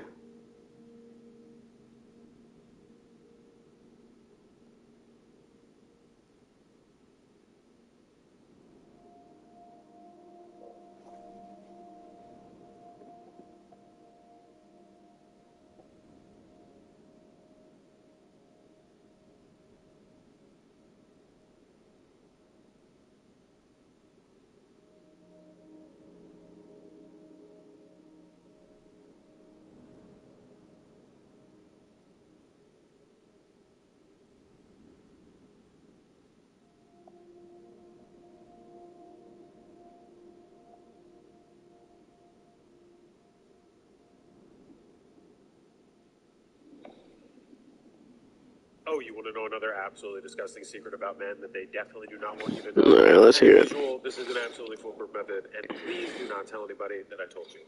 If you are going through or have been through a breakup with a man, first, my condolences. Second off, I have good news and bad news. They're kind of the same thing. The good news is that it's going to take him a very long time, presumably a way longer time than you, to actually heal from the breakup properly.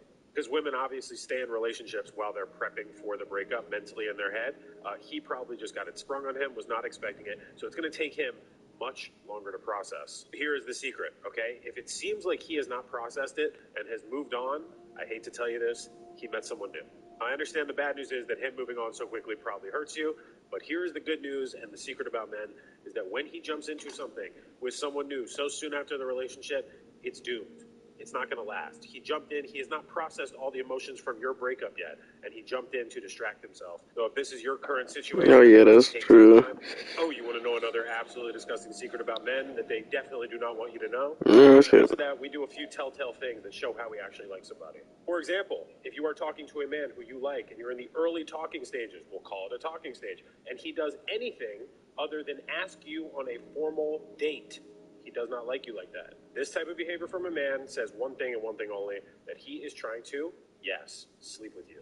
Another prime example of this, if you have gone on a very nice date or 2 dates with a man, and then he starts texting you later and later at night, WYD, one-word things, asking you to come. No, you ain't got feelings. Also is doing the same thing, he just prolonged it. So yeah, while it stinks that men do these things and show these types of behavior, the real secret is they're doing you a favor because their actions are demonstrating to you that they are not capable of hiding their true intentions. If he is not showing it to you up front, he is just trying to sleep with you.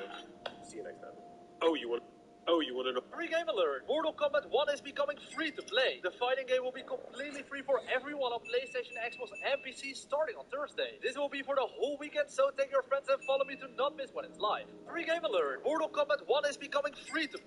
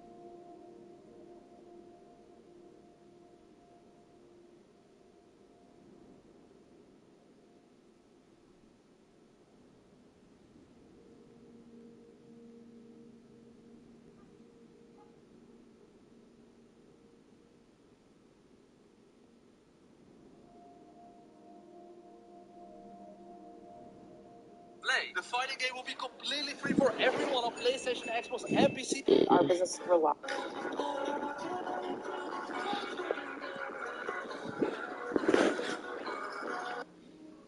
A lemonade, all right. And then can I also have barbecue sauce? Or do you have like a buffalo sauce?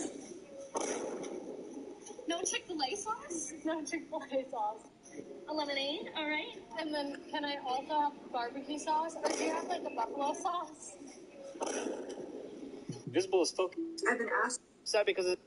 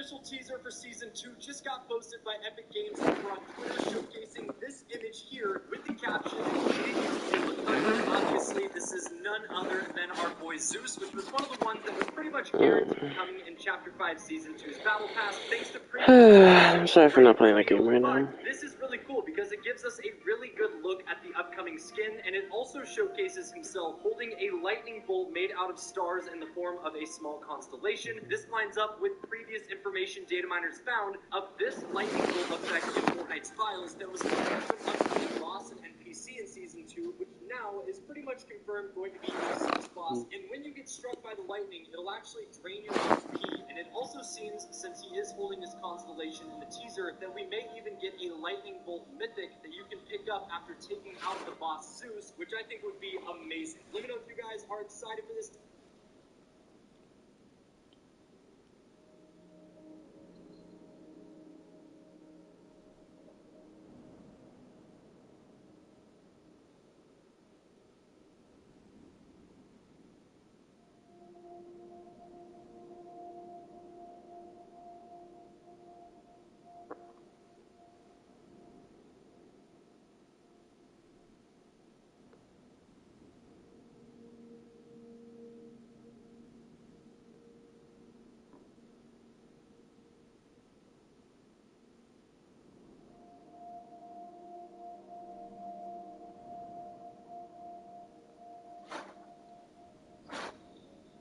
Out of the comments, and as we get more teasers. Fortnite. There are two things confirmed to be coming in Chapter 5 Season 2. I kicked my mom out of the house because she told me that Legend of Mushroom is already out. I was trying to catch me lacking again, bro. They were trying to tuck me into bed, but little did I know, my whole fucking house is in the nether. Like, how the fuck did they do that shit, gang? I was trying to catch me lacking again, bro. They were trying to tuck me into bed, but little did I know, my whole fucking house is in the nether. Like, how the fuck did they...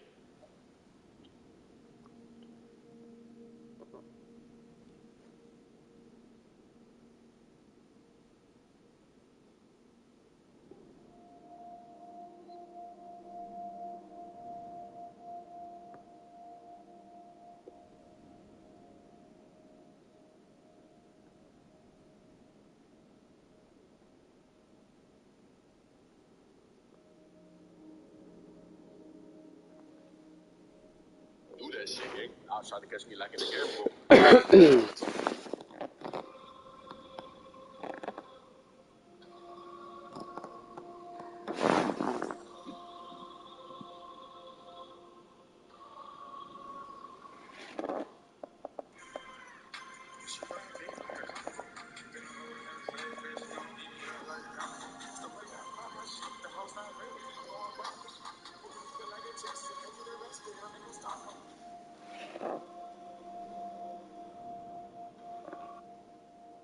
Without the bender, a rock will not throw itself, but fire will spread and destroy everything in its path. If one does not have the will to control it, that is its destiny. You are not ready. You are too weak.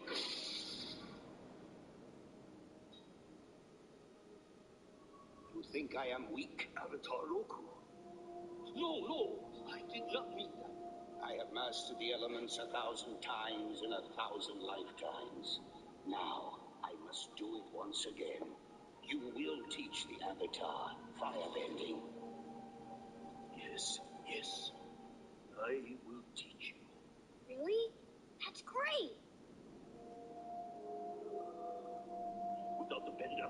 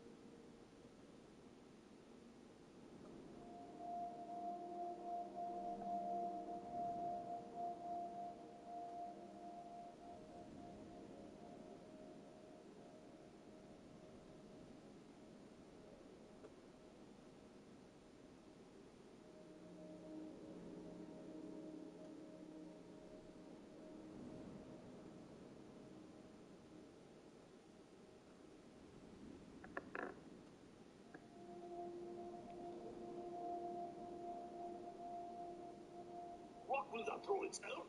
But From the front of You've got this bodybuilder physique, but you're not a bodybuilder. Correct. You built all this muscle. Why would you build this much muscle not to be a bodybuilder? So, for example, which I tell everybody on social media, I didn't build a body to be a bodybuilder, but I built a machine. This is a weapon. I know how to fight very well. I could work out. I could lift a lot of weight. I could run really fast. I could do a lot of things with this body. I want to stay healthy, but I also love looking good and better than others. So anything I do, I make sure that I do it better than other people. And that's pretty much why I did that. You've got this bodybuilder physique, but you're not. A pastor is going viral after completely destroying a Virgen de Guadalupe statue. And also a Santa Muerte. Alright, I'm taking off my jacket.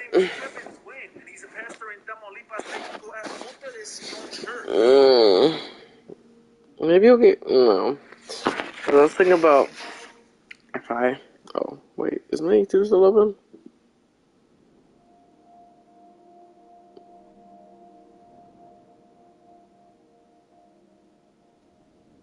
Just 2 people watching.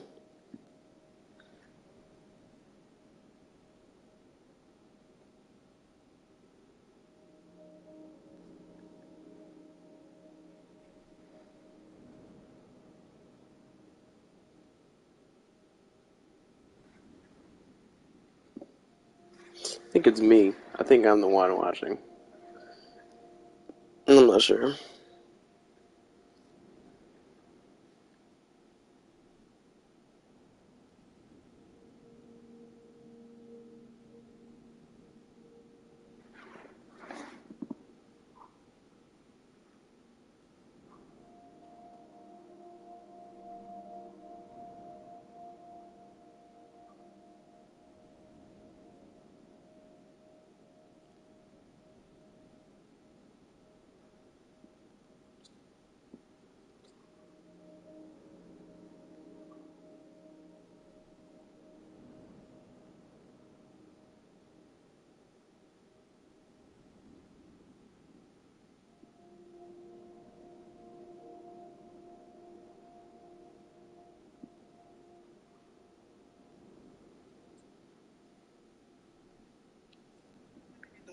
You shall not make idols. That's whenever he grabbed this giant hammer and started doing this to the Virgen de Guadalupe statue.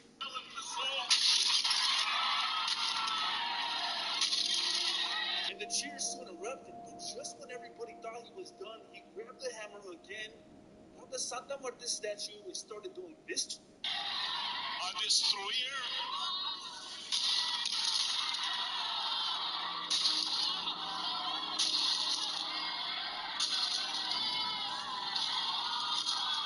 He was saying that the Santa Muerte is not biblical at all. He was saying to seek Jesus Christ instead. And he also added on by saying that most Catholics have a relationship with the Virgen de Guadalupe.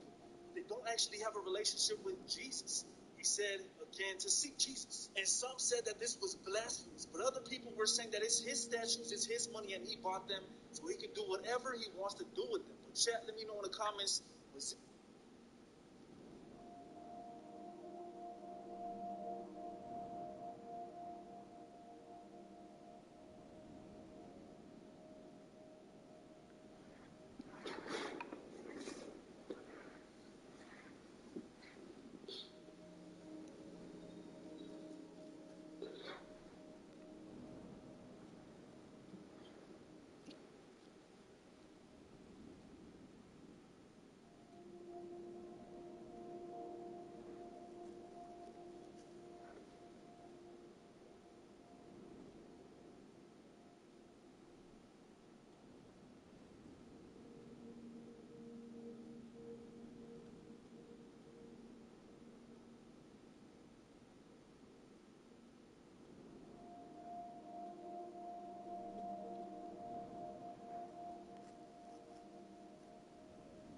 It's a W or L for Kevin T. Win.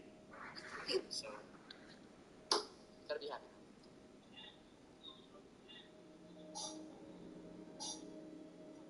I'ma take a bougie ass to Rodeo and then let her pick up whatever she want. 60 Gucci, it gon' take her whatever she want. She pissed me off somehow, she still get whatever she want. Talking about it as I'm finna nail her ass at home. Hit it in the shot, man, tell me what she want. Like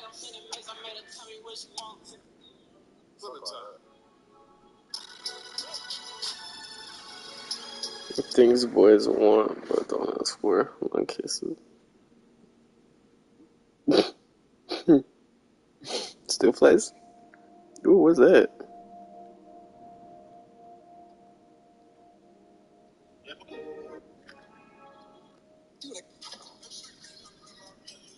Wait, Will? Who's ask? Whoa. That's supposed to be scary. Best online bank. 7 signs your brain needs to be rewired. Number 1, your brain is constantly thinking of the worst case scenario. You're always on high alert and feeling on edge, which causes you to feel exhausted. Number 2, your brain thinks in all or nothing terms. It sees things as... This area is also known as the triangle of death. So popping a pimple in this area or a really bad infection can spread to the brain and lead to death. What? They ain't teach me that in health education, buddy.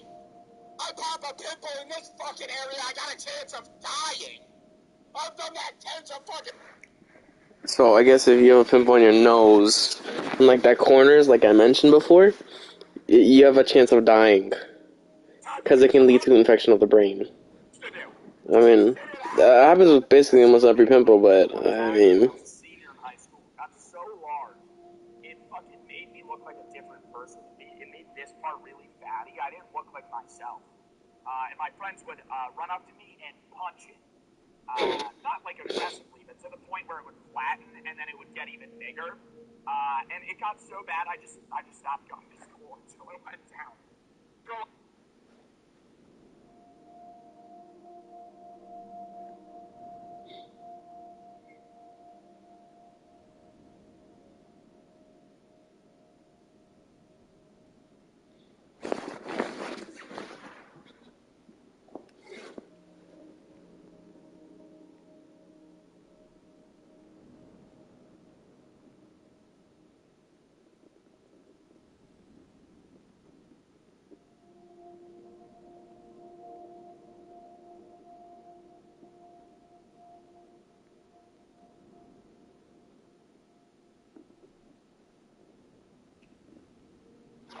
I did it. I swear to God, I just didn't even look. I didn't even look like... Yeah, so much to chill with you. It's 1:34 in the morning. We gotta school tomorrow, so...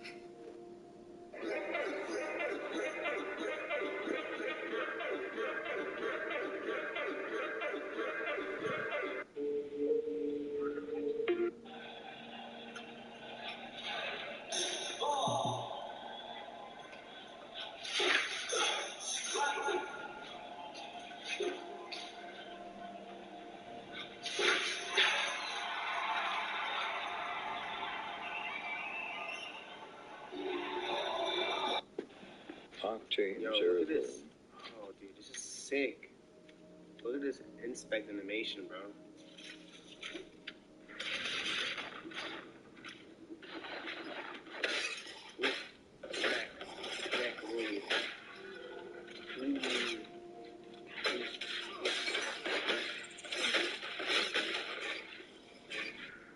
Ooh, smoke.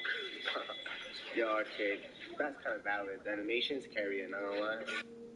Octane is running himself to his grave. The adrenaline junkie in the cast of Apex Legends has been known to alter and even destroy his body just for the adrenaline rush. Octane blew both of his legs off with a grenade for the sake of thrill and adrenaline. He has a portable dialysis machine connected to both of his kidneys to filter out the incredibly potent stim out of his system. And it has even been said that he has devices connected to his sides that filter the blood in his body because his blood is always toxic from the injections. And I haven't even gotten to his dad yet, who contributes to the reason why Octane is running himself to his grave.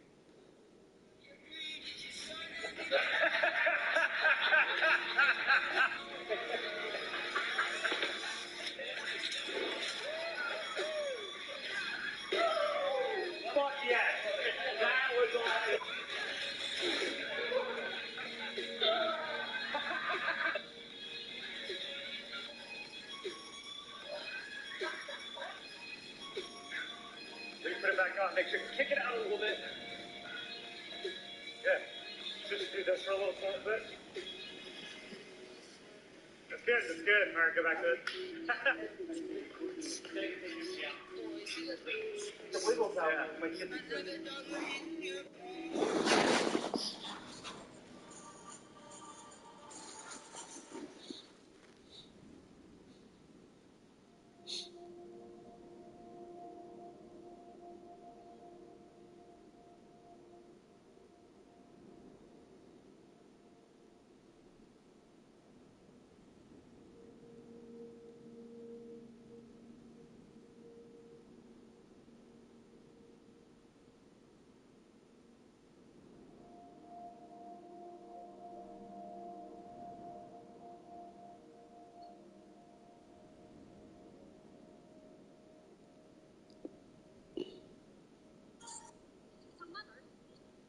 Rating how painful my fails are 1 through 10.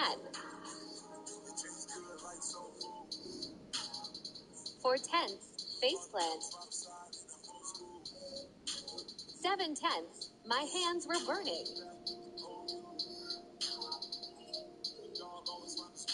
8/10, whiplash. 1/10, but almost impaled. 10/10, had to pay to fix it. If you want instant veiny forearms, check it.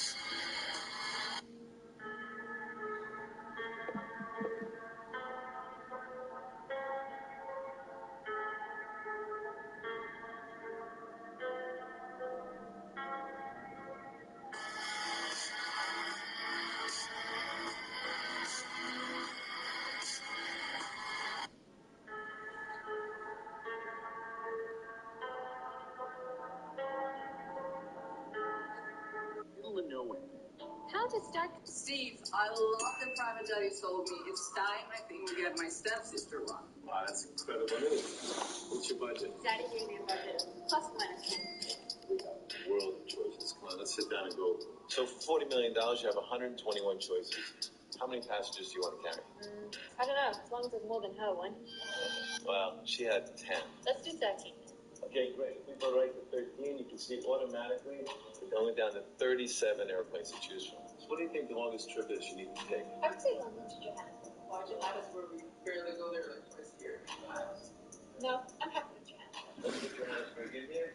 4,900 nautical miles. So that goes back in the system, and we add 20% because we have to worry about wind and things like that. So that narrows it down to 10 airplanes. We want to get something that's a little newer than the one your sister bought. We want to get something that's similar or that's a little bit bigger and goes a little bit further. Definitely bigger and faster.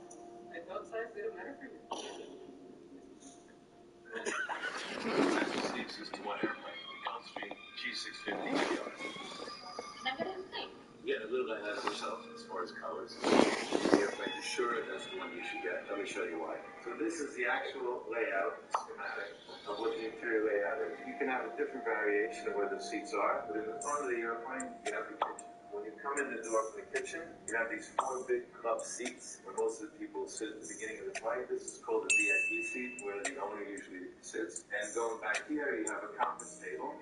There's a TV pops up here. This table also can go down, and this becomes a bed. Steve, where do I sit? You can be the owner. You're the VIP. You sit in this seat. Are you right-handed or left-handed? Right. So right-handed VIP owners usually sit in this seat. Left-handed people usually sit in this seat. And the reason for that is because on the ledge is where the master controls are, If you're right-handed, you're over on the right hand, and if you're left-handed, the controls will be over on that side. Interesting. So this is a cross-section of the airplane. It's the actual size, so you can see a little more than 6 feet. Stand here, you'll see that there's plenty of room. You have that much space from your top of your head to the top of your... Are you sure this plane's gonna make it to Joburg? Of course it will. Let me just show you the range. So here, you can see the airplane going... Bro, if he sounds like a girl this time again, I'm gonna lose my mind. These are actual thugs. She like... Boy, go find someone, find someone. Okay, gang, don't say the same thing as me, and I'll cash app you $1 million. Number 1, favorite things to do in Hobby Lobby. Month.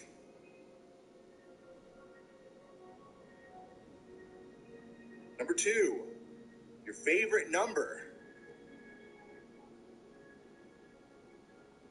96,312.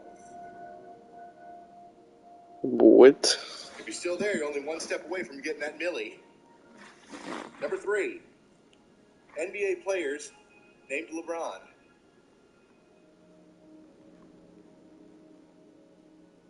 LeBron James. Well, if you made it this far, maybe we should just tell each other secrets. I get something bad. You something real bad. I'm not making it.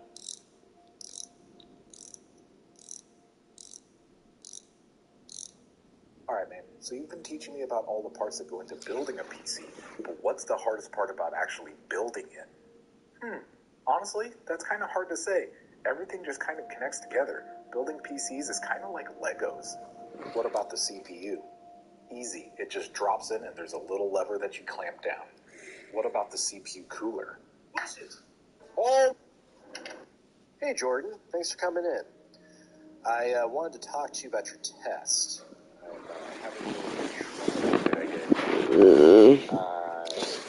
Oh my gosh. Having a bit of trouble reading your handwriting. Yeah, I didn't want to handwrite it. I understand, but during the test, battery died. Yeah, I seriously don't know who's watching me. But I'm just going to stick up right now.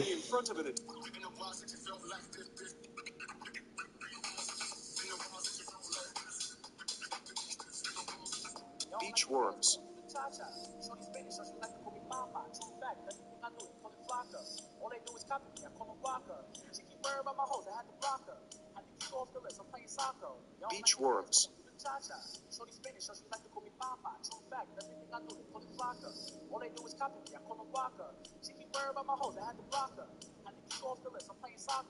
Beach worms. Beach worms.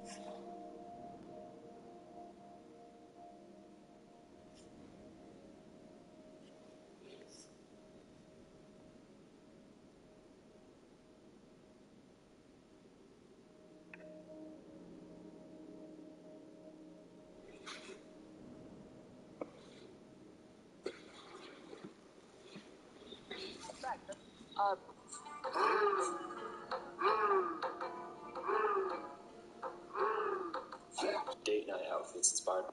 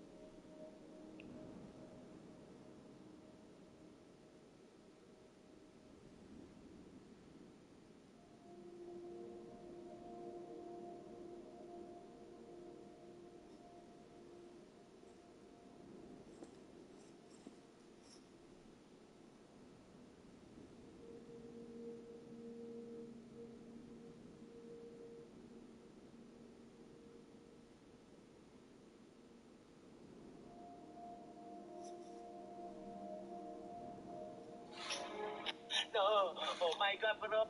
What's up? It is day 4 of the handstand push-up challenge, and I'm hyped because I actually felt really good during this. So this is the first few attempts.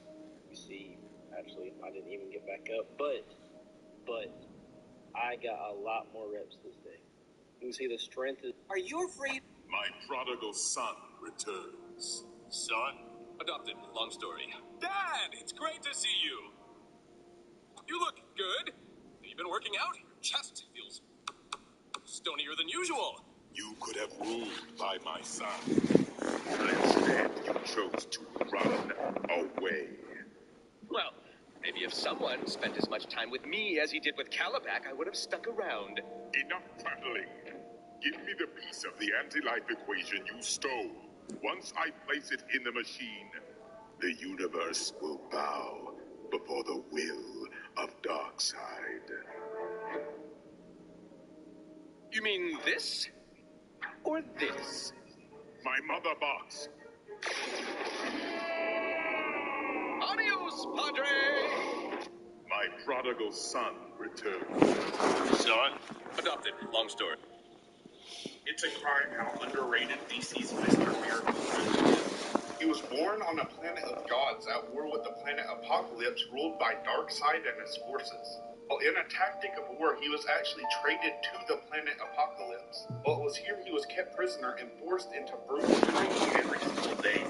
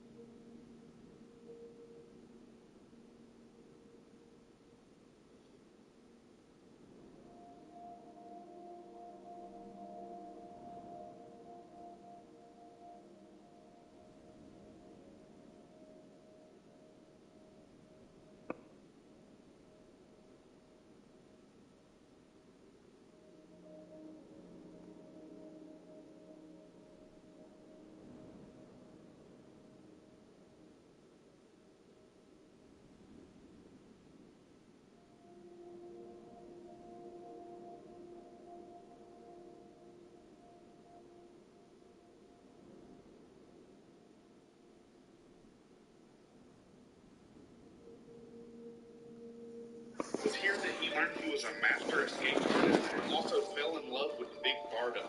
The two of them escaped to Earth, and Mr. Miracle became a hero known to be able to escape any trap. It's a crime how underrated DC's Mr. Miracle. Mr. Miracle's entire life is falling apart, and on top of all of that, he is now preparing for war with Darkseid.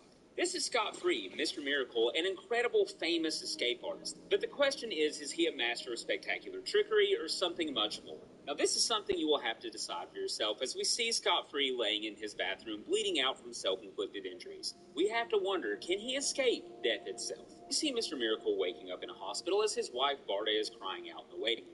Thankfully, he recovers from his injuries, and as Barda wheels him out of the hospital, we see him being absolutely swarmed by paparazzi. And they just wonder if he won't take a second to say something to his fans. As they arrive home, Barda tells Scott that people have been calling and checking on him like crazy. She's heard from the entire Justice League. Hell, Clark was waiting outside of his window last night. But as the couple are recuperating from this extremely exhausting experience on the couch, we see a boom tube open up in the living room. As Orion emerges, he tells Scott to stand and then starts beating the hell out of him. Over and over and over again. Now, eventually, Big Barda has seen enough and gets in Orion's face and asks him what the hell he thinks he's doing. Who the hell does he think he is? But Orion says that he is the son of Darkseid, and she tells him, no, you are the son of the High Father. You are nothing more than a stray puppy raised in the fluffy pillows of New Genesis. Where Barda and Scott, on the other hand, were raised in the fire pits of Apocalypse, and only Granny can teach them. After Orion leaves, Barta tries to tell Scott not to pay attention to Orion, that he's an ass and he always has been. He's just dealing with this the only way he knows how, and while Barta is trying to comfort her husband, Scott looks at her in confusion, because his wife's eyes aren't blue, and they used to always be blue. And this leaves Barta wondering how hard Orion actually hit him. Now we see Mr. Miracle getting back in the saddle, performing his latest and greatest death-defying trick on late-night television. But after his act, he sits down to get interviewed, where, of course, they're going to start asking him the hard questions. And Mr. Miracle tells the crowd and all of his adoring fans watching at home that it was nothing more than a trick. He was growing bored of the same old, same old. There was no trap that he couldn't escape, so he tried to think of something that would absolutely contain him. And then it hit him. Death. No one escapes death. So he took his own life, but yet, here he is. As the interview continues, the host asked him if he really escaped death. And while Scott, of course, is confused by this line of questioning, they immediately cut to a commercial break. Later, we see Scott taking a long walk on the beach with his biological dad, the High Father of New Genesis, who, is catching up with his son. Now, he apologizes to Scott and tells his son that he should have been here for him sooner, but there's a crisis brewing on New Genesis because, as it would turn out, Darkseid has the anti-life equation. Tells Scott he wishes he could stay longer, but naturally he understands and tells the High Father he must go. And finally, we see Mr. Miracle in his studio practicing his next and greatest stunt. His manager, Oberon, had managed to score him some handcuffs off of the Thanagarian and figured, this would be extremely hard for Scott to break out of. Which, of course, turns out it wasn't. But they then are interrupted by Barta, who tells Scott, she hates for him to be alone and doesn't want him sitting in the studio by himself. But while he quickly corrects her and tells her not to worry, that Oberon is right here, Barta asks if he's okay. She asks if he knows, and she wants Scott to listen to her very carefully because Oberon is dead, and he died over a month ago, as we see the couple back in their home later that night. Now, she explains to her husband that Oberon had throat cancer from all the cigars, but Scott was there when he passed, and he was the one that made the decision to take him off life support. But we see Scott reeling from this information because Oberon was right there. But later that night, to make things more complicated, we see Scott's mother box going off as Orion is calling him to tell him that High Father is dead. While Orion is taking over as High Father, Darkseid's forces are growing, and he needs Scott and Barta there to help with the resistance. Miracle stopping before they leave and telling Barta that something is wrong. Something is wrong with him. He's seeing things that aren't there. He's doing things that he didn't need to do. He just doesn't know how to escape. Sadly, there's no time. Scott is the son of the High Father, the heir to the throne, raised by his greatest enemy. He is the only one who can possibly save him. So Barta takes a second to get her husband's mind right, to get him prepared for what he must do. Because the act must go on, and Darkseid awaits.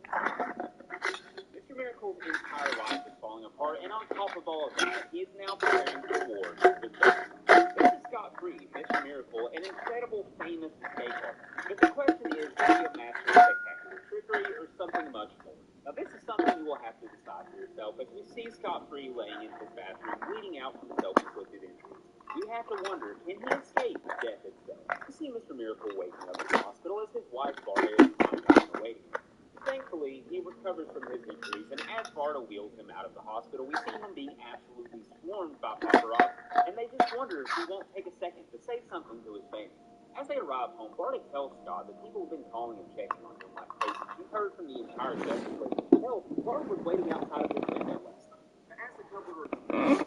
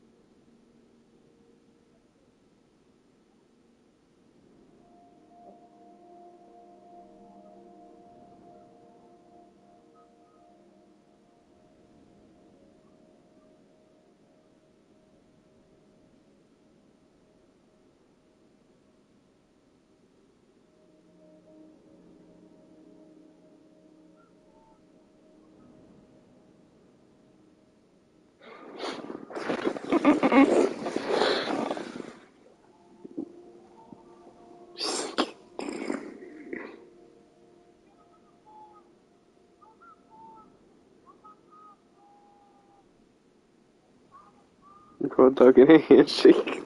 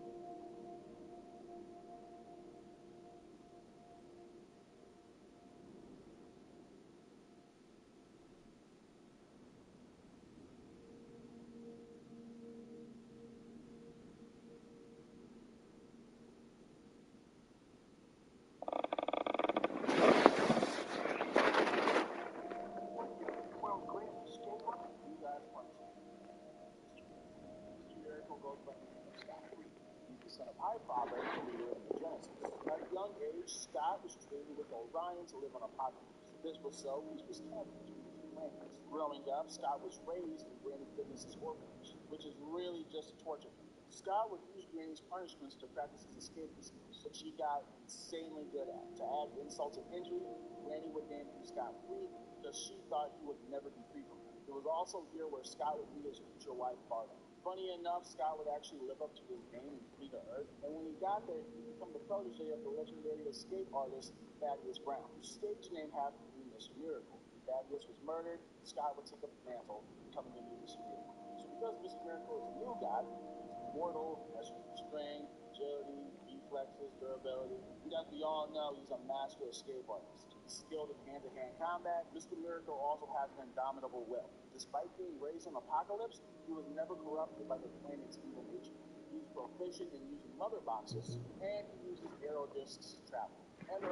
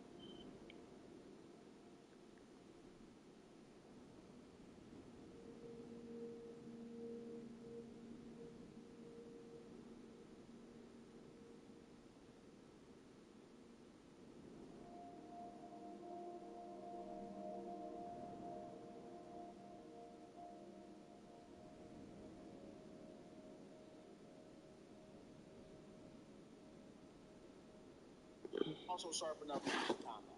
New Gods Part 2. Only the great Mr. Miracle can be into a mess like this. There's no sense arguing about it now. Let's just focus on darts.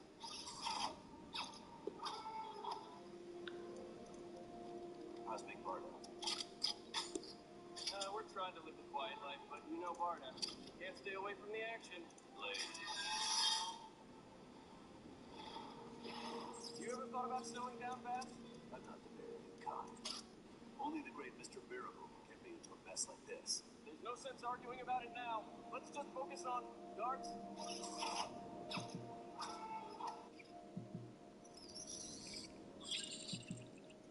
What the? I won't be here.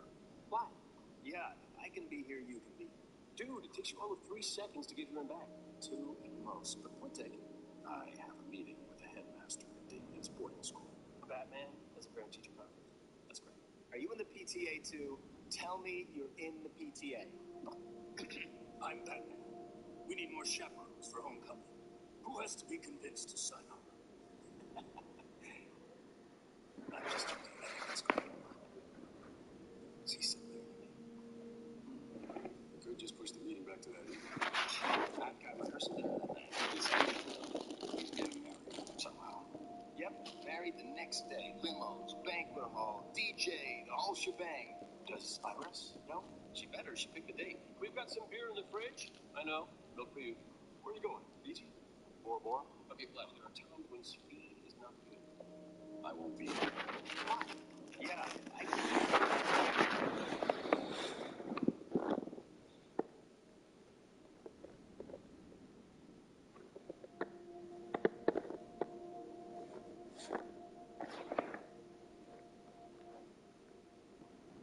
be here, you can be here. Dad, it's good. Design your own. There's a lot of people who stream for 10 hours and think that that's going to work, but stream like 4 hours, 5 hours a day, stream at the same time window every night, every day, every night. That way people know when to expect you to be on. And they're saying jinxie, obviously jinxies. Jinxies. Oh my god. Wow. I did not know this was your part. He does 7 days of the year.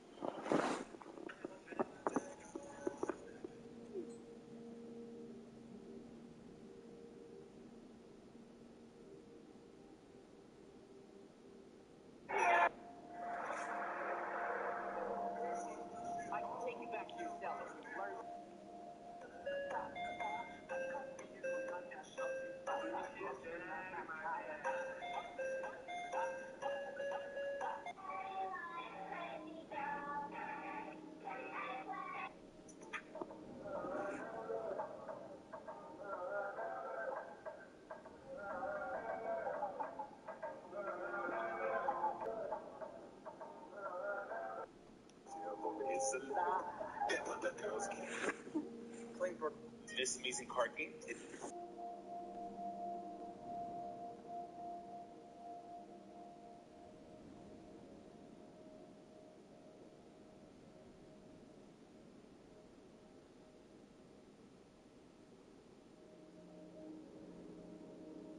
Say something. Instead of us all going back and forth about this Pandora ring, if you have a certain tax bracket, date the women that are in your tax bracket. Example, do I look like the type of chick, Cheerio, cup of tea, mate? No, I don't. I look like the type of chick you take to a go-kart place, go-kart racing, laser tag. I'm the type of chick you go to the gym with, play hoops with, I'll ball you up. I will ball you the fuck. Okay, you can win though, you can win. But I'm the type of chick where you can take me to a taco stand and I'll have the time of my life. You know why? Because I truly care about your presence. So I feel like don't date a woman who's a Maserati type of chick because you're gonna have to buy her a Maserati type of ring. Make sense? So let's all stop this back and forth. If I want to accept a ring pop or a foil paper ring, that's my business. At the end of the day, the goal is to get married. I'm throwing it back regardless if the ring is 20,000, 200, 1,000. I'm throwing it back. As a mother of two, my house can sometimes get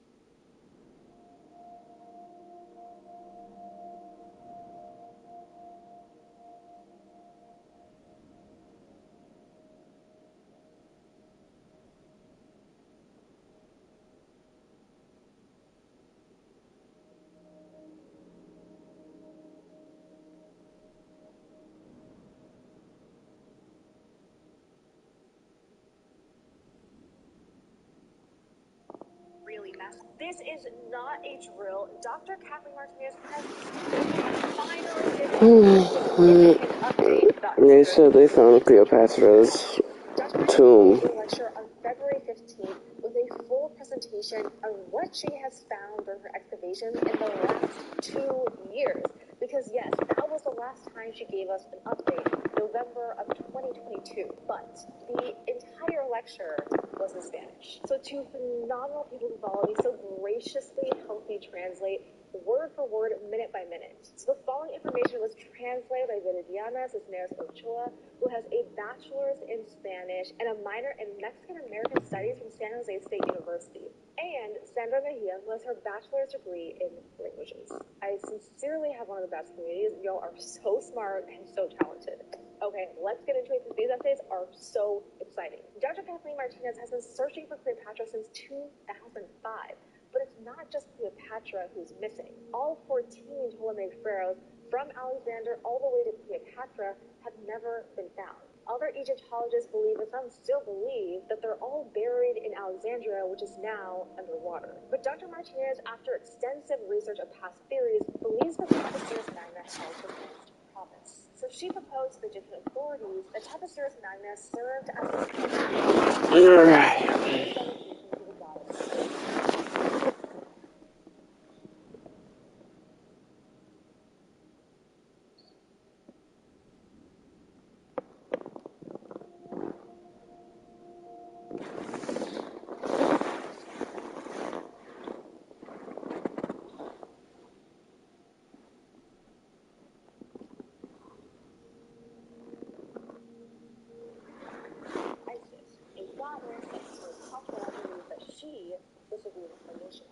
One artifact that would validate Kathleen's theory is if she could find something called the foundation plate or tablet, which is typically a stone tablet that is placed under a major structural stone and is about the size of an iPhone.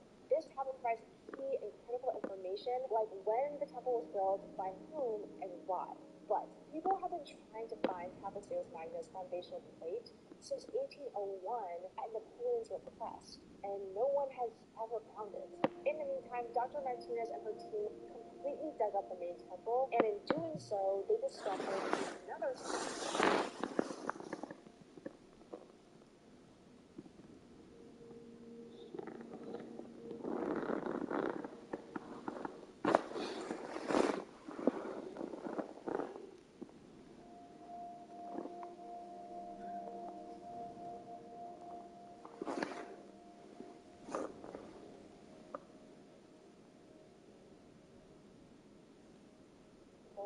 right beside it. And what was found inside that temple caused quite the commotion in Egypt, because inside was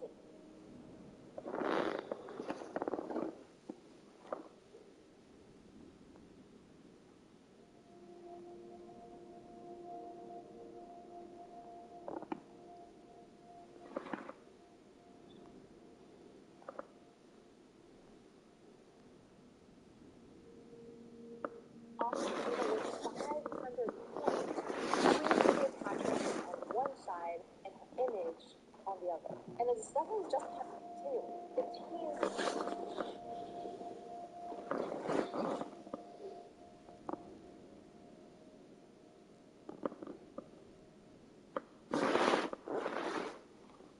Processional Avenue, which was used to hold celebrations, religious processions, etc., that went through the main temple and extended right into the Mediterranean Sea. At this point, Dr. Martinez has many questions.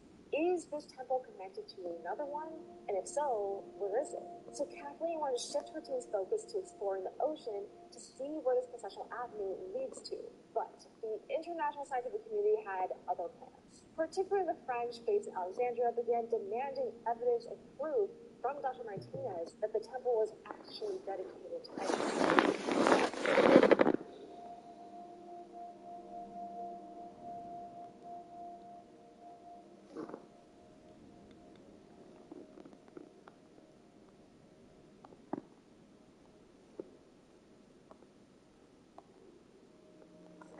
So she has worked on all excavations it can see and focused on finding the foundation plate.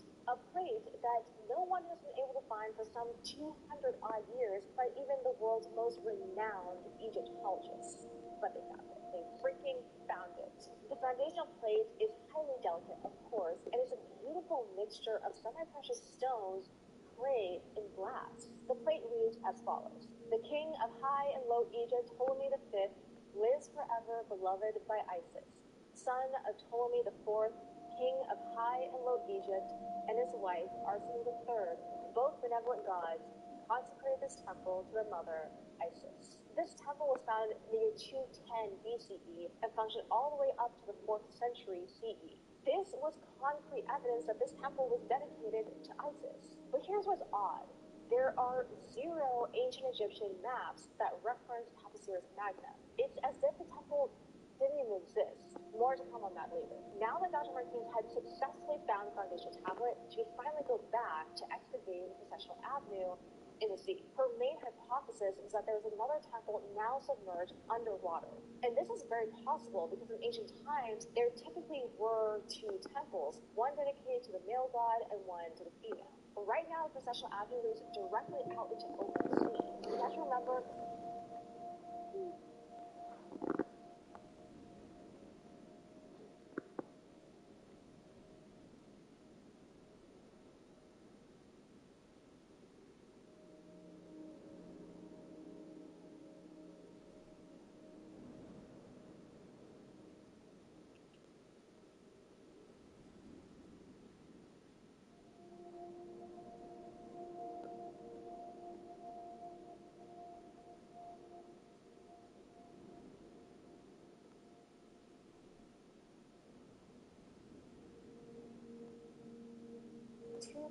years ago, this area looked very different.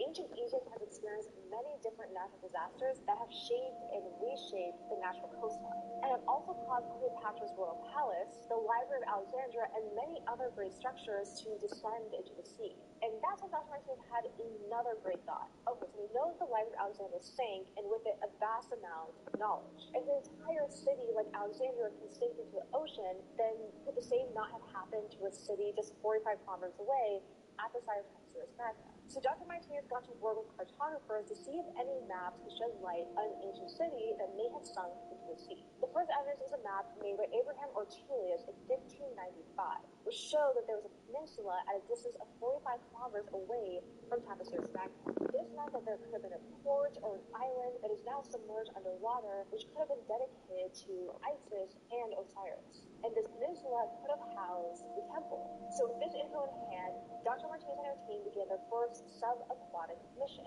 with the superimposed map from 1595 as their guide. But even with all this info, Kathleen and her team were not experts in subaquatic archaeology. So she reached out to the most famous oceanographer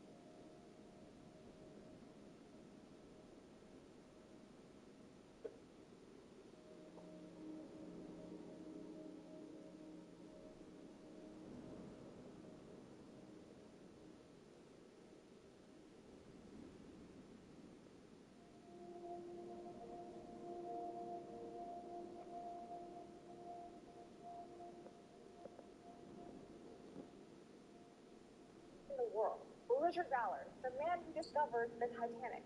And he replied back to her email in less than an hour. No joke, Dr. Martinez said that Ballard was sitting in his office contemplating his retirement at the age of 80 when he decided that he wanted to collaborate on one more project. And that's when Dr. Martinez's email came through. No one has been able to dive or even cross the zone because it's a military zone. But for the very first time, the Egyptian government opened the area to the public for Dr. Martinez's exploration, which began in September 2023. And not only did the government open the area to her, the Egyptian Marine decided to help her in her scientific project and offered all their equipment at their disposal. And with that, the exploration began. They found structures that were not normal ocean structures, between 2 to 3 meters tall, and are located where they believe the island would have been. In inside this area, basalt was found, which is the same material that the Tapiceros Magna statues are made of. This is important because basalt is not naturally found in the ocean, and thus it meant it had to belong to some sort of land structure. Now the ocean mapping was done, and they found more than 5 points of interest that they'll excavate further on their next permit season. Initially, they thought they would only swim 4 kilometers, but the points of interest kept going up to a 10-kilometer stretch, which is super exciting. I feel like every year, Dr. Martin just keeps getting closer and closer to...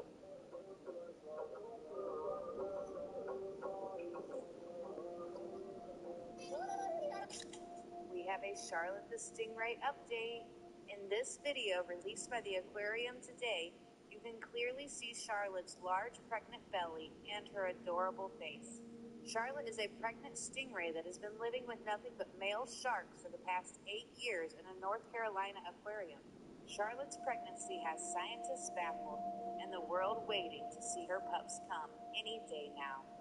Good evening, everyone. Charlotte update.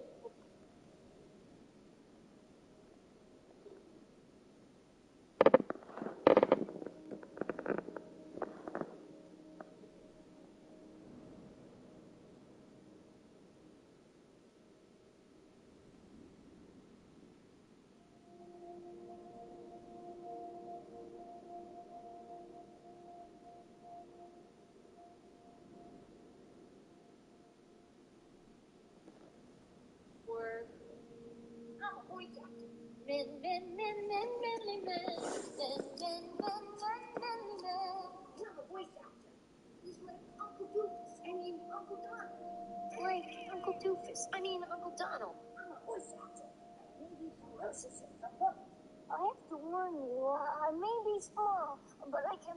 I love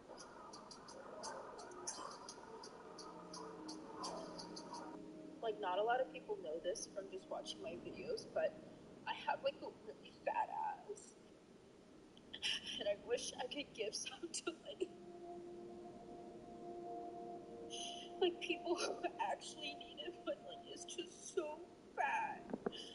And I wish it wasn't like this. But what can I do? Like, not a lot of...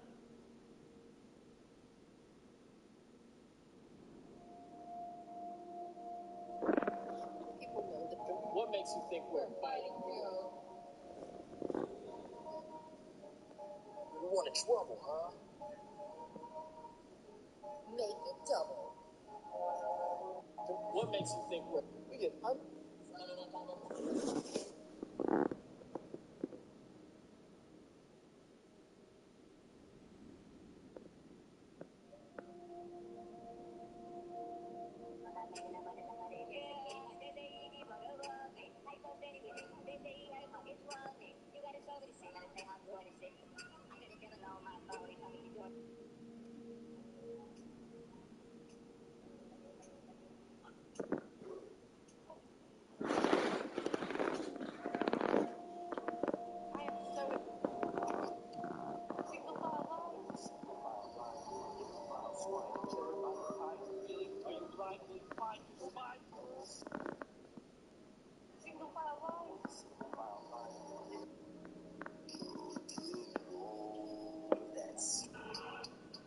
We're napping, but you couldn't admit that your good little kid would formulate a fib, so you ignored what I said. Your little angels could never cook up such incredible creations. An overactive imagination, maybe, but my kid could never lie.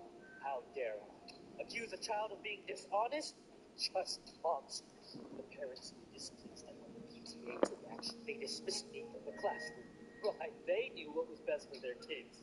You know how difficult it is to get a job when a bitter mom slanders your rep child neglect from the outset? Now who's in control of your classes?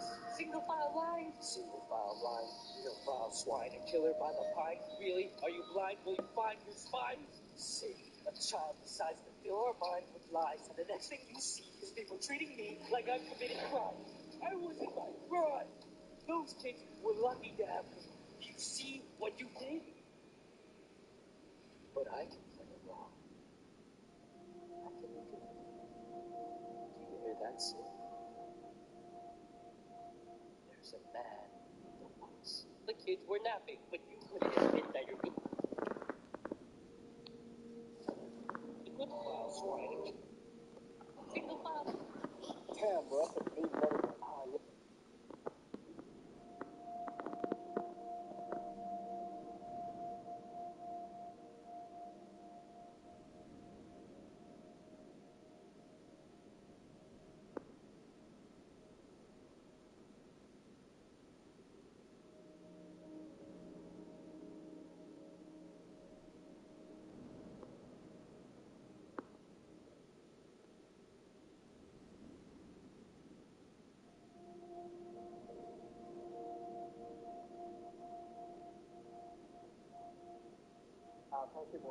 In America, we call this person a crossing guard because they guard a crosswalk to make sure pedestrians safely cross a road. In the UK, this person's called a lollipop lady because the long line of circular stop signs right there is resembled to the large lollipop there. Oi! How come you're not on the zebra? Get back on the zebra! In America, Be with you in one heaven. Miss, you're spilling water all over my shoes. oh my gosh, I am so sorry. You better be. There's butter everywhere. How about I get you a complimentary dessert? Sure. And while you're at it, bring us the manager. No, please. It's only my first week, and I really need this job. And I really need dry shoes. So I guess we're both at a loss. Did you talk to them? Yes, I talked to them. Thank you. It won't happen again. I'll do better next time. You're right. It won't. Because there won't be a next time.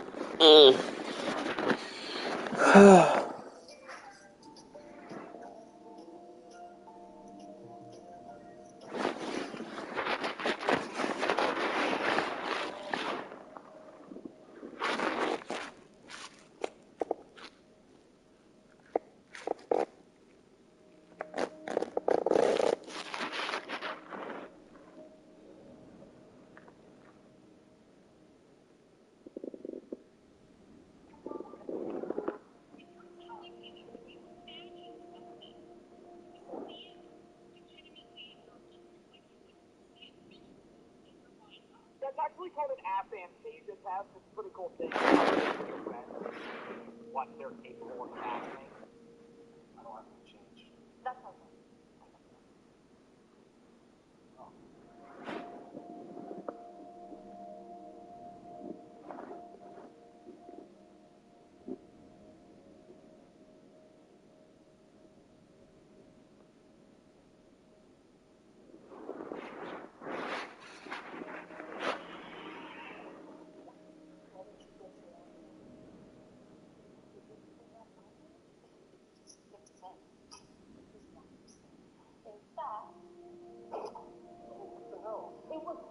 I did not throw that.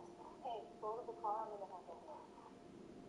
I'm gonna call my relative. Yeah, in fact, let's tell him that you're using money that doesn't belong to you. I know he's a fine piece of ass. But he's not. Got it?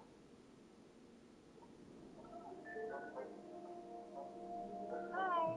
Are you coming or are you leaving? What? Are you pulling it out or are you putting it in? Oh, I'm sorry. I'm talking about the car. Oh. He's pulling it out. That way you don't get pregnant. I was just talking about the space. I don't know, and I'm sure he'd love to give it to you. Right, baby? Yeah. Just give me a second to pull it out. I'm just trying to find a different spot. Oh, don't worry. You finish this quickly. That's okay. No, come. Come right in here. Why didn't she just wait a second? I'm sure that whore will find another one. Don't worry. Hey, why did that cashier throw that at me?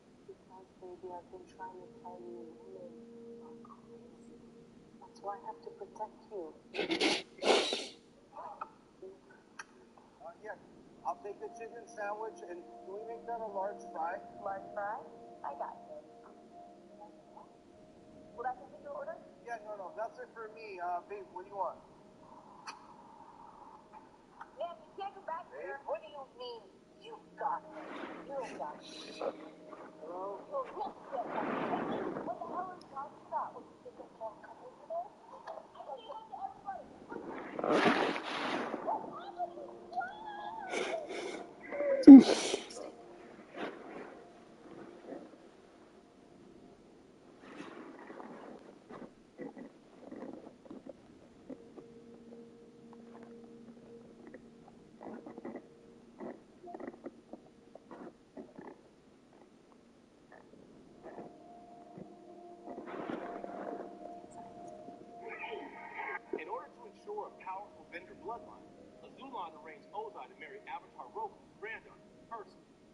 she was forced to leave her home and cut all her ties with her family and friends. Ozai and Ursa were married, which brings us to Zuko and Azula. Try to knock the apple off the other person's head, like this.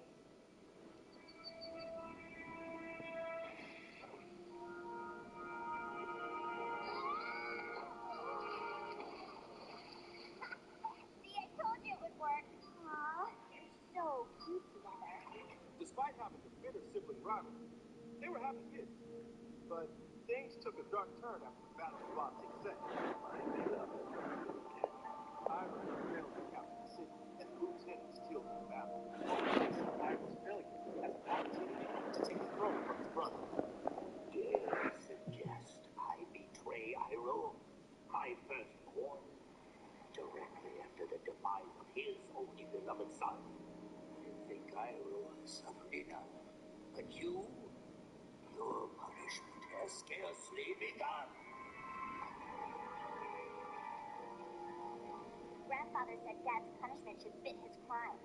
You must know the pain of losing a firstborn son by sacrificing your own. Dad would never do that to me. Your father would never do that. What is going on?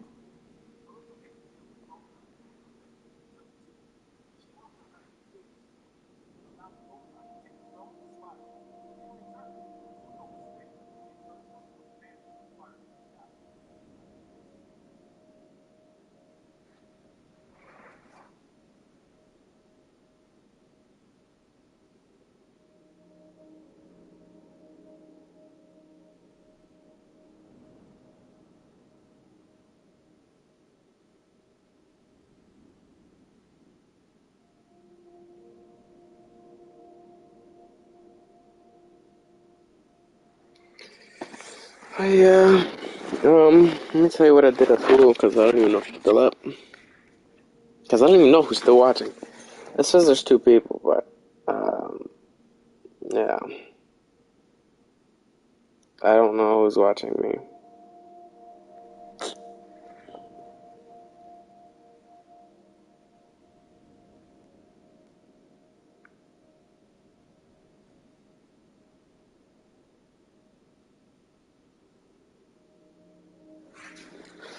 If you are still awake, could you please unlike the video and then like it again? Please?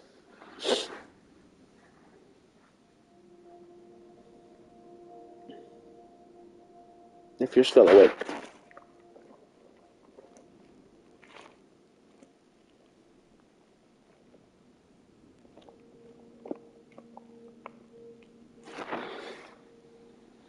I hope you're still awake. I mean, I'm gonna be up regardless. You're still awake? Oh, wait, hold on. No, wait. Unlike the video, because I want to see 0 likes on there. And then, okay, so it says 0 likes. And then like the video right now.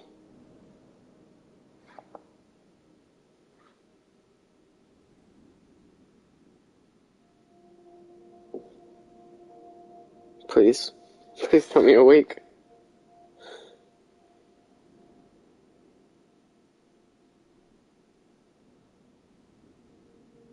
Are you still up?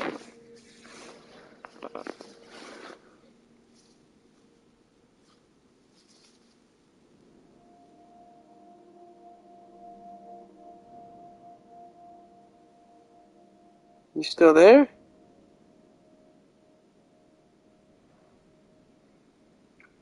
Again, could you please like the video if you're there?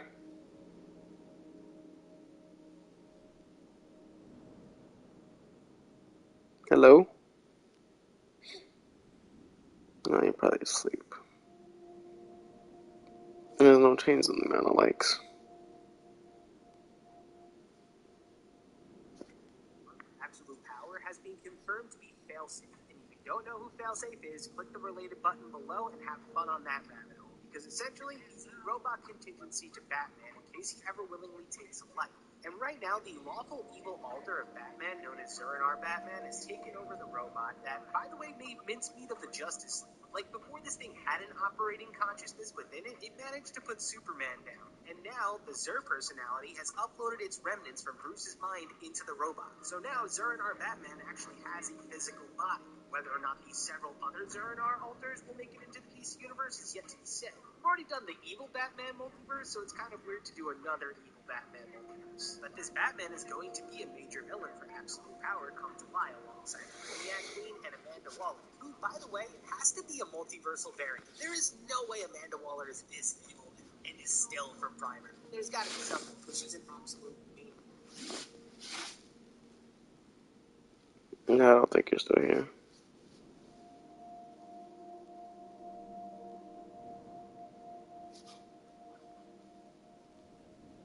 I'm gonna close out of YouTube. And I'm gonna open it back up.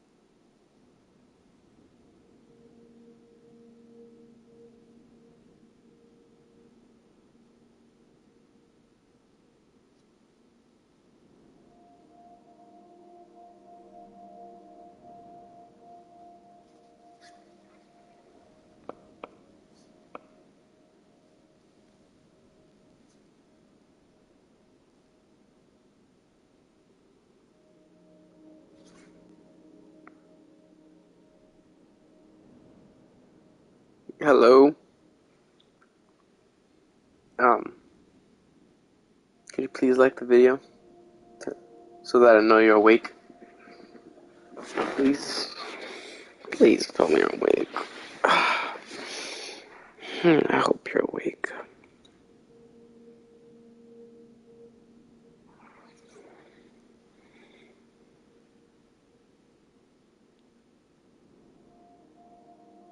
No, there's me watching too.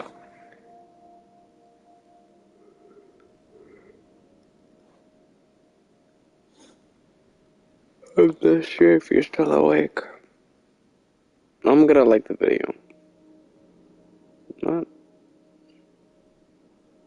What? Okay.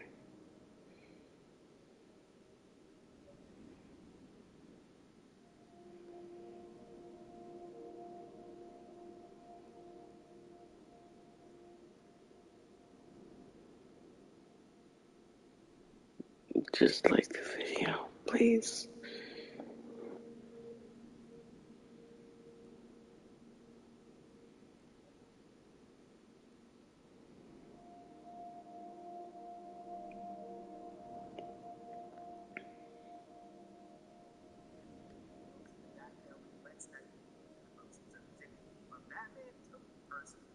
Finds Anatoly very quickly, and when they face off against one another, Batman gives KT Beast the business. And what's really interesting is, in their mythos, the KT Beast always ends up being the villain that Batman refuses to save and more or less kills him. The first time was way back when the KT Beast tried to trap Batman. Batman was like, no, he just closes the door and seals the KT Beast inside, sinking him to his doom. The second time, during a fight with Estelle right here, Batman takes out his grappling gun and shoots KT Beast in the head, severing his spinal cord. This renders him paralyzed from the neck down, and when KT Beast is like, oh, you need information to return to the city, Batman replies, I got a bullet in my arm, a body full of hurt, I'll put both ways intended, I'll figure it out, and you'll find your own way. Reminding us that Batman is the most badass hero in comics, and while he doesn't kill, he doesn't have to save. Anyway, Waller, no one's allowed. Mr. President, what are you? Strawberry or nut?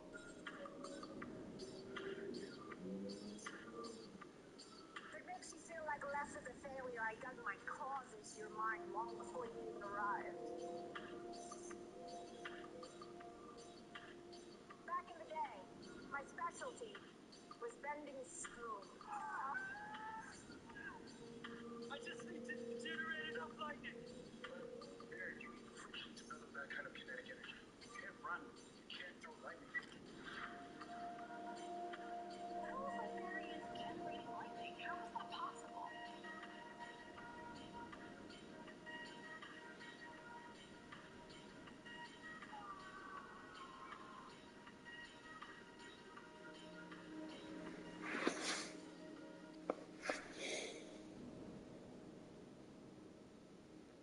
I think you're asleep.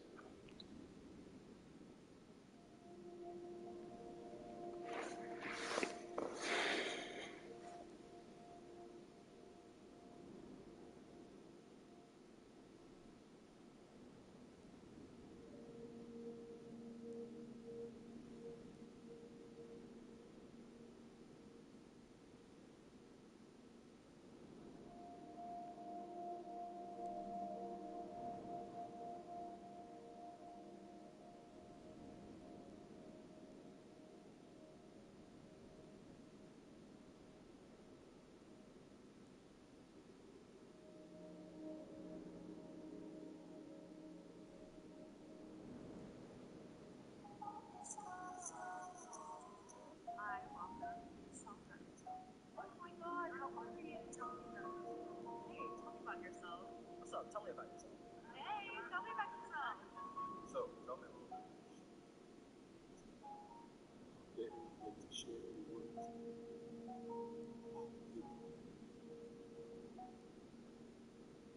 Hi, Walker. Tell me about yourself. Oh my God, how are you? Tell me about yourself. Hey, tell me about yourself. What's up? Tell me about yourself. Hey, tell me about yourself. So, tell me a little bit. Consider what you're about to do to Hall of Fame.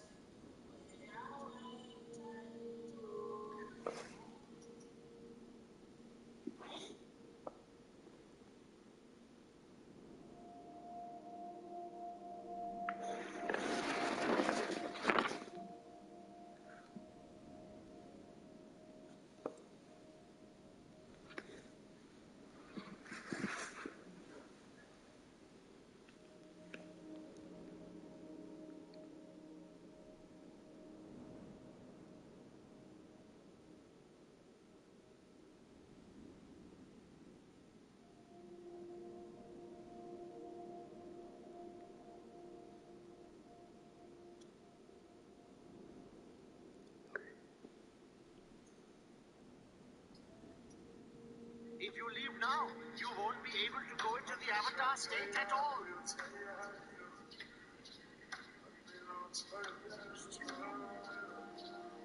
The only way is to let go. Spark is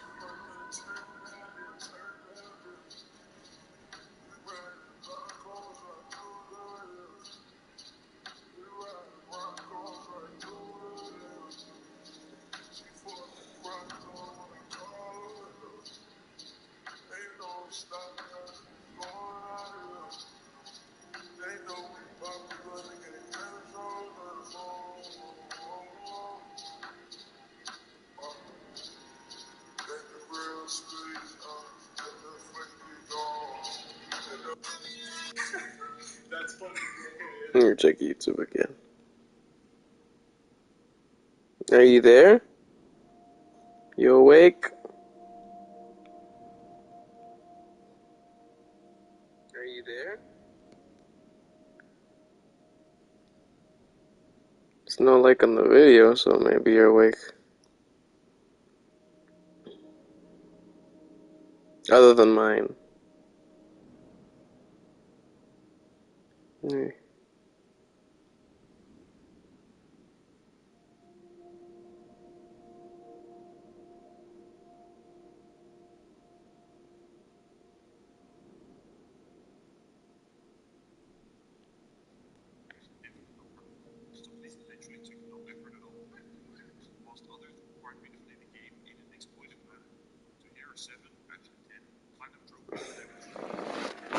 Probably should have still.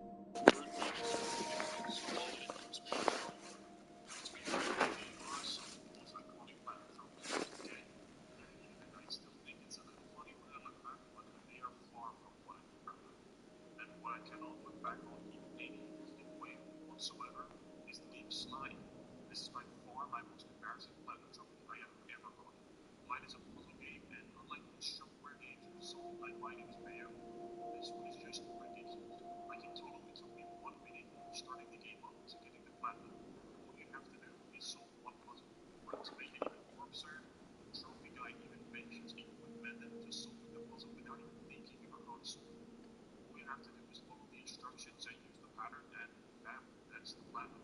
Games that take less than an hour to platinum aren't good enough. Less than a few minutes is just stupid, but less than 30 seconds. All I have to do is solve one stupid puzzle, and that's it. 2 silver, 11 gold, and 1 platinum trophy for that. I make money from this stuff. I mean, it was, but it had just gotten back into trophy hunting, and that addictive feeling was getting to me.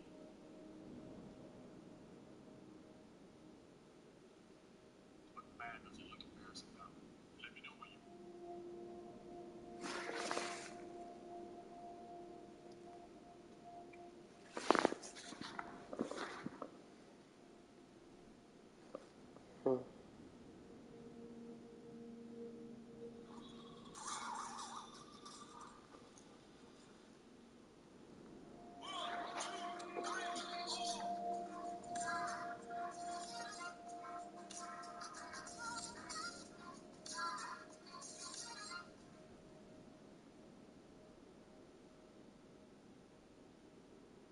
Over the years, Corey Kenshin has built a reputation of not only being one of the biggest gaming channels on YouTube with a sub count of over 17 million subscribers, he's also been known for his frequent hiatuses from the platform, where he will abruptly stop uploading for months on end, with more often than not complete radio silence on all of his social medias, which leads fans to speculate about what he is up to and when he will inevitably return. So why does a YouTuber like Corey Kenshin, with such a big fan base, decide to do this? And more importantly, how has he managed to stay relevant and maintain his viewership when so many others in his genre would quickly be forgotten about the moment they stop uploading? Before we get to that, though, we have to figure out why Corey Kenshin is so inconsistent with his upload schedule in the first place. To answer that, I decided to go all the way back to when he first started uploading content back in 2009, almost 15 years ago. His first couple of videos are about what you would expect from that time period. Skits and vlogs typically filmed on a low-quality webcam with pretty minimal editing. Corey would upload this style of content on and off with pretty minimal results, with a couple of well-performing videos here and there, but for the most part, he would not really see any major success with this style of content, which is the main reason why on September 30th,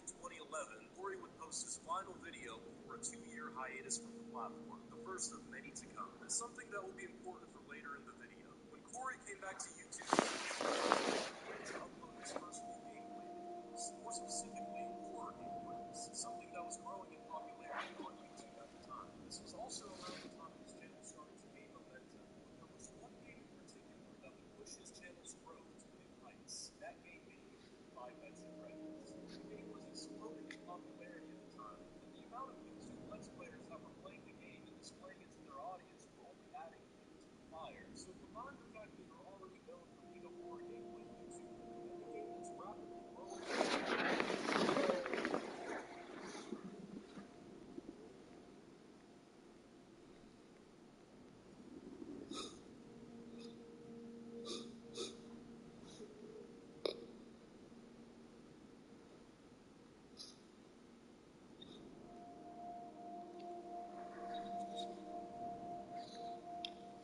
In popularity in your own niche that you're well known for. You have the recipe for a viral video. And this series would prove to be widely successful for Corey, as they would gain millions of views and gain him a ton of new subscribers. And from that point on, Corey would remain consistent with his upload schedule, usually posting every day. This would lead his channel to reach 100,000 subscribers by late 2015. It was also at this point where his channel would start growing even more rapidly. About 6 months later, he hit 500,000 subscribers. And then he closed out 2016 with 1 million. And this was only the beginning, as his channel only got more popular with every single passing year. However, it's important to note that during this time period, Corey would become notorious for his breaks from YouTube. He would have a hot streak where he would upload daily and then seemingly disappear for months on end, with usually no updates on any of his social media platforms, leaving fans to guess about when he would come back.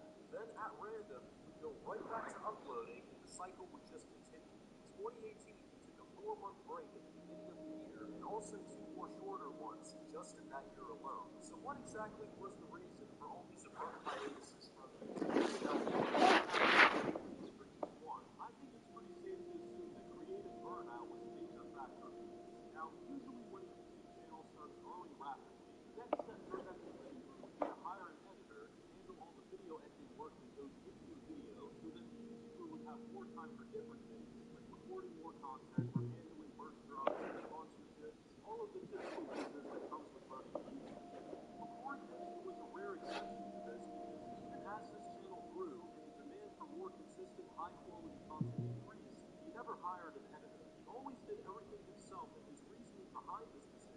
according to him, is because he prefers his own style of editing and actually enjoys doing it too, which is a completely fair reason as it gives him complete control of how his videos are going to look. But the downside to this is that there's a lot of editing that goes into each of Corey's videos, which can be very time consuming to do and stressful when taking into account the fact that he usually uploads daily when he's not on break. So he has to plan the video, spend hours recording it, then on top of all of that, spend some more hours editing, which to someone who isn't a content creator might not sound like much, but if you're a YouTuber, you know that it's absolutely exhausting sometimes. Now, my personal opinion, if something is your job and it's how you make your money, then leaving for half a year just because you're a bit tired of the content grind doesn't really make too much sense.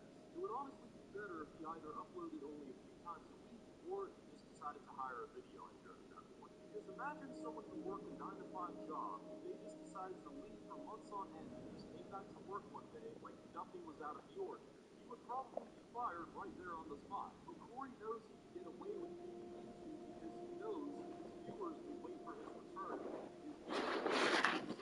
his only increase. This is because Corey Kenshin is pretty much immune to becoming irrelevant, and this is for a few reasons. The first one being that he's already quite well known for taking breaks because he's been doing it for years at this point. His viewers will see that he hasn't uploaded in a while and just assume he's on break and will return just like he has every single time. These hiatuses have unintentionally built a cult-like fan base of people who are always left wanting more from him, and they never know when he's going to come back either because he just doesn't update his fans when he's gone. It's actually a psychology trick from the 48 Laws of Power that rappers like Playboi Carti have even used to their advantage. The second reason is that his content has a huge replayability factor. Videos that he uploaded years ago are still being discovered by people who have never watched him before. They start binging his content and they eventually subscribe, and then they wait until he posts a new video, which is actually how he was able to reach 10 million subscribers without posting a single video in that time period. The third reason is that he's honestly just too big to fail at this point. Corey Kenshin's fame has reached a point where he's become somewhat of a household name. I'm not joking, literally almost everyone in my high school knew who Corey was. So just imagine how popular he is for the younger generation and just how much of an impact he has on them. I mean, he just made a cameo in the new Five Nights at Freddy's movie, so there's definitely no question that he's at least pretty well known. And those are pretty much the reasons why he can't really fall off at this point. At the time of this recording, it's already been over half a year since he last uploaded, yet he could probably upload a video tomorrow and it would probably go on the trending page with millions of views.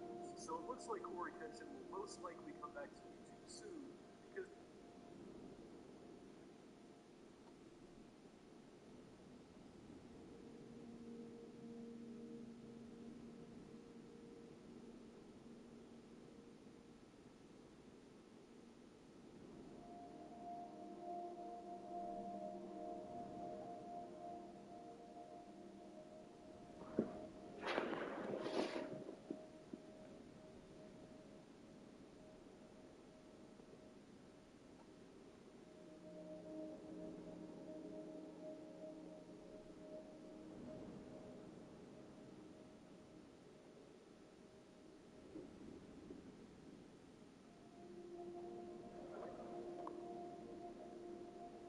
because he knows he has a very loyal fan base that will always wait for him, no matter how long he's gone for. And he'll probably also take even more breaks after that, if we're being completely honest here. But there's no doubt that when it comes to YouTube, Corey Kenshin is one of the most influential gaming creators out there. And when it's all said and done and he eventually leaves for good, he'll definitely be remembered for quite a long time. Sticky bits and feet. Well, I'm a board-certified dermatologist.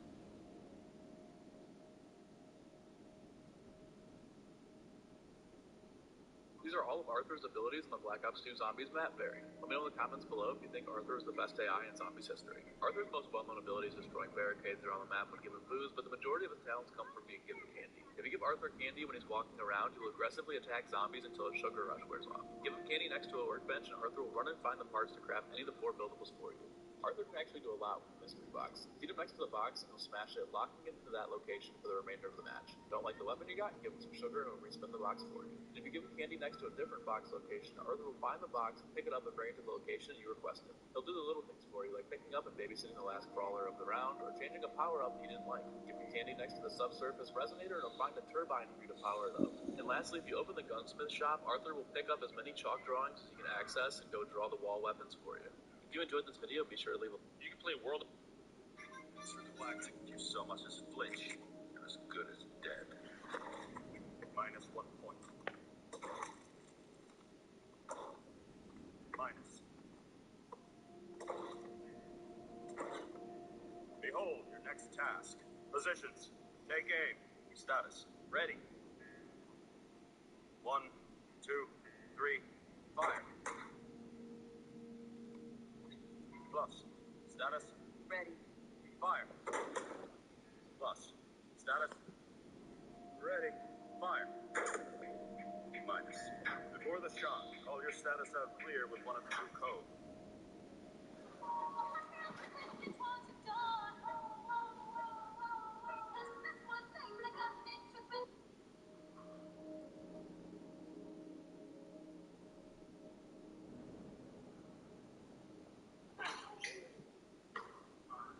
Yeah, I quit. Sir, you cannot work in the Max cave. Yes, I can. Hey.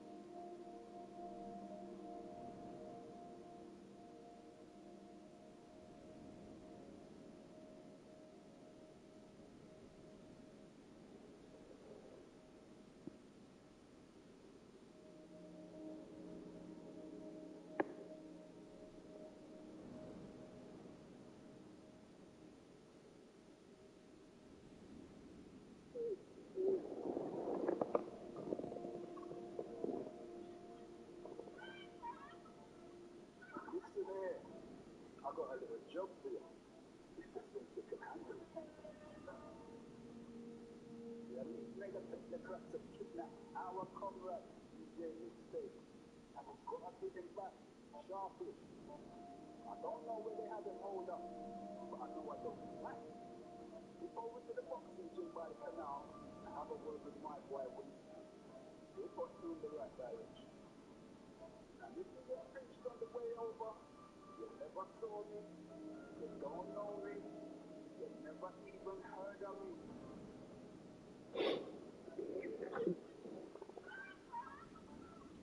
Listen here. Listen here. I got a little joke for you. If you think you can handle it. You need mega technocrats to kidnap DJ Mixtape. So, exactly. Watch out.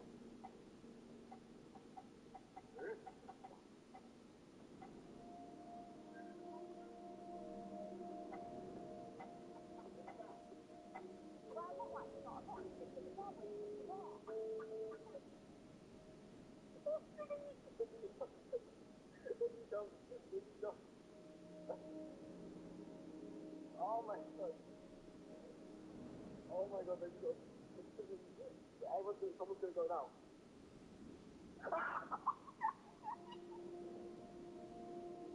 I'm pretending to be a Cypher PK soundboard in Fortnite. Hey, what's up, guys? It's Cypher PK.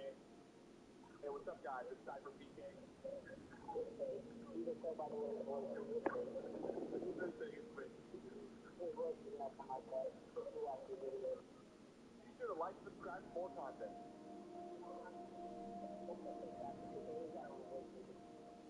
Be sure to like, subscribe for more content. You keep saying it's the voice. Should I reveal it right now? I got you. I got you.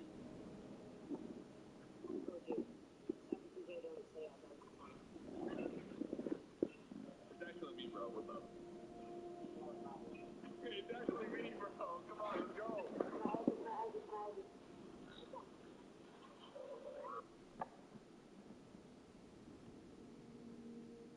This is what happens when you revive with 11 players.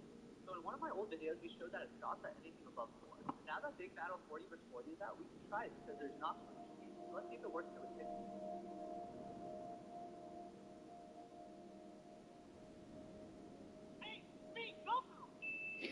Okay, so now I got 11 people from my Discord, and let's see what happens now.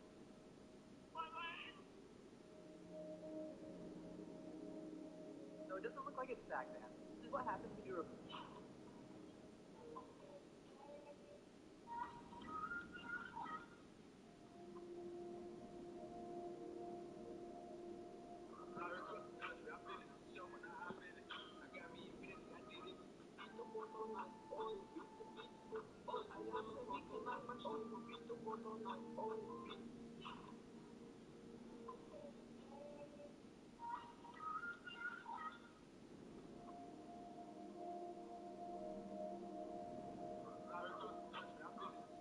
I'm going to jump for you. If you're free kick that.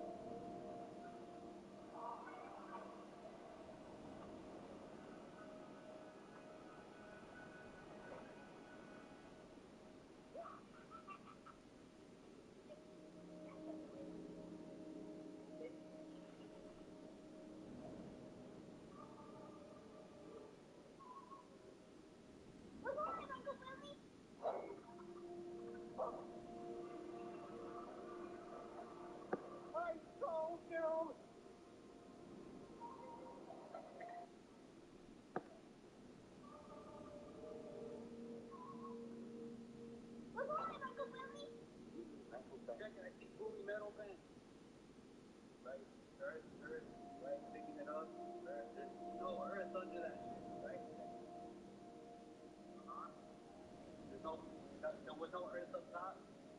There's no earth at the bottom. Straight metal. I see fully metal veins. Right? Earth, right? Picking it up. Earth, this.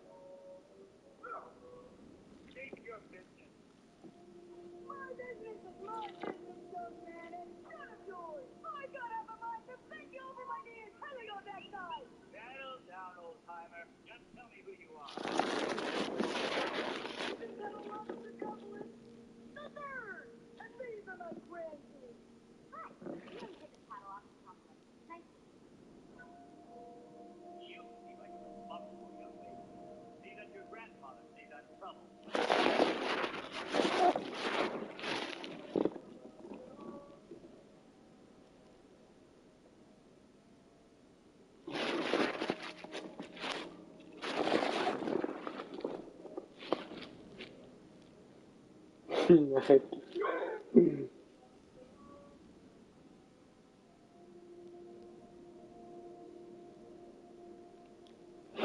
By the best friend.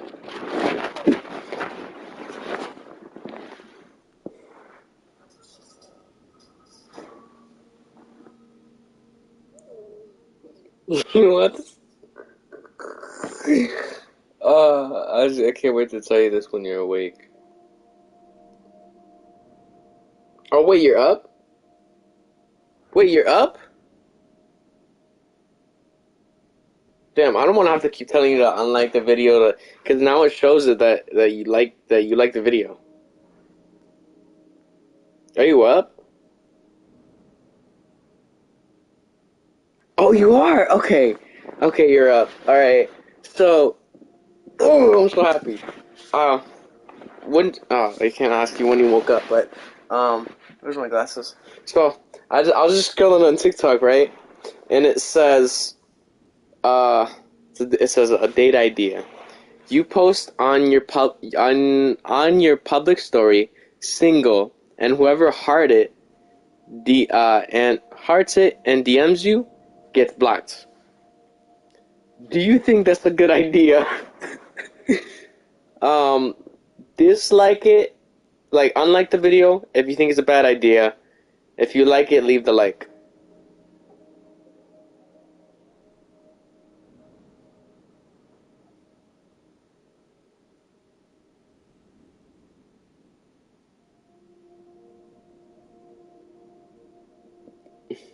Okay then. If you like it, dislike the video.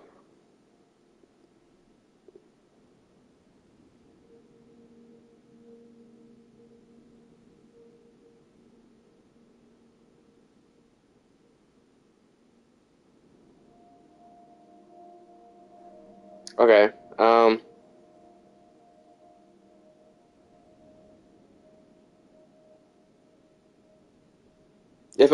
If you do not like that idea, unlike the video.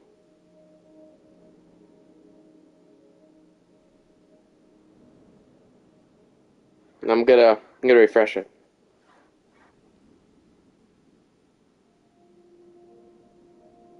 So you don't like that? Okay. Okay. So it says 2 again. So I'm gonna take off my like. I'm gonna close it out again, right? If you like that idea that I just said from that date idea from TikTok, if you want me to do it, leave a like on the video.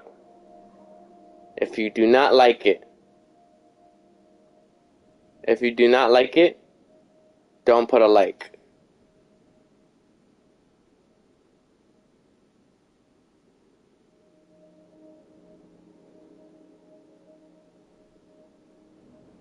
Okay. Now, if you don't like it, instead, put a like on the video. If you do not like that idea, put a like on the video. I'm gonna close out of that and go back in. If you do not like that idea at all, like the video.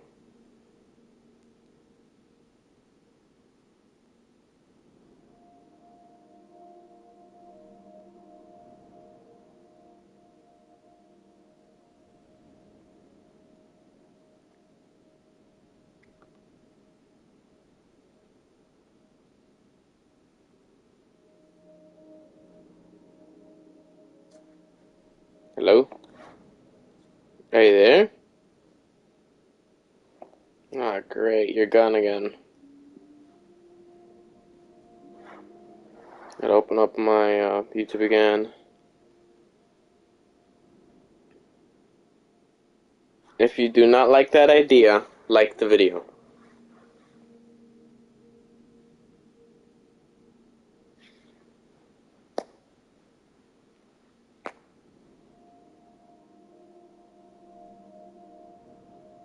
If you are awake, like the video instead.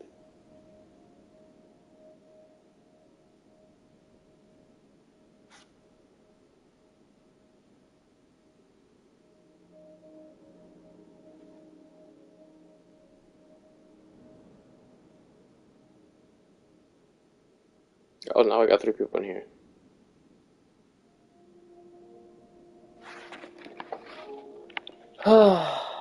Alright then, now we're gonna do... Actually, let's try this one. Into the shadow.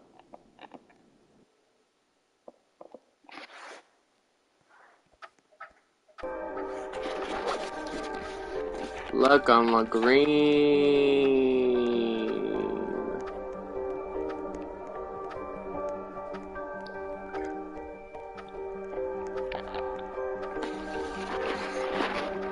You there? I'm here. So, like on the video.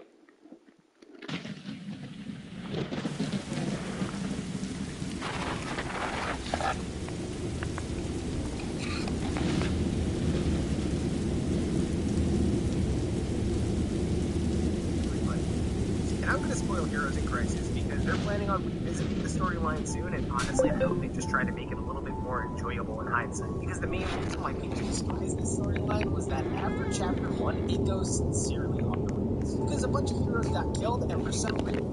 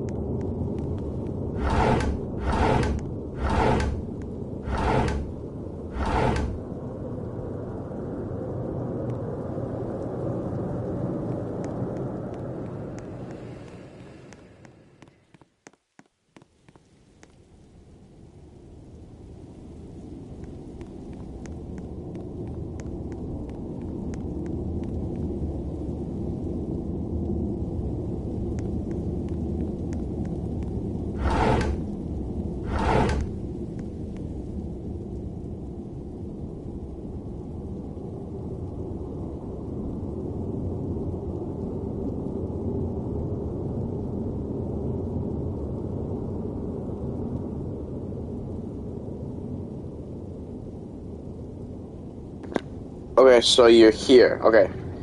I'm not even sure if this is you now, because I'm looking right now and it says now you liked it. Okay.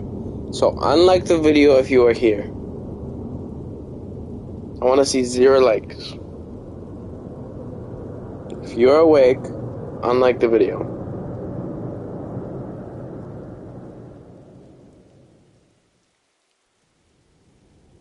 Okay, you're awake. Alright. If you heard me with that idea that I've mentioned to you before from TikTok, like the video.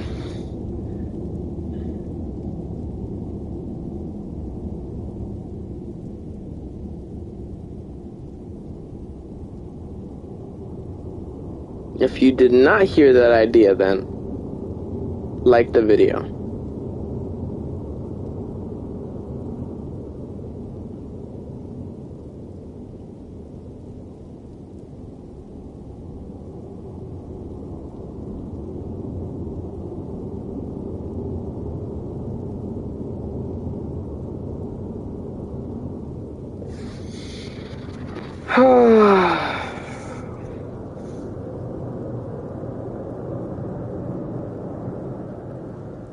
So if you did not hear that idea that I said from TikTok, like the video. This moment from Heroes in Crisis. I just want the passkey. We hate lesbian three. He says suck my. Why are you so angry? Because I know what you do, my friend. It's amusing, really. How stupid are you? It was so obviously a trap. It's not a trap. It's a face-off. Now kill them all. What do you have in your hand?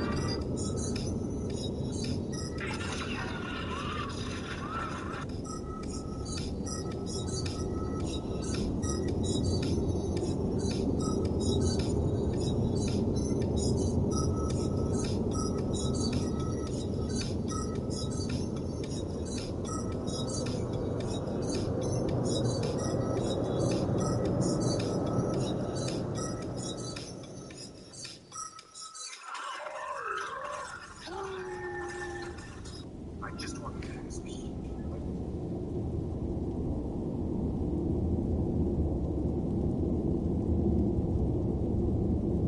If you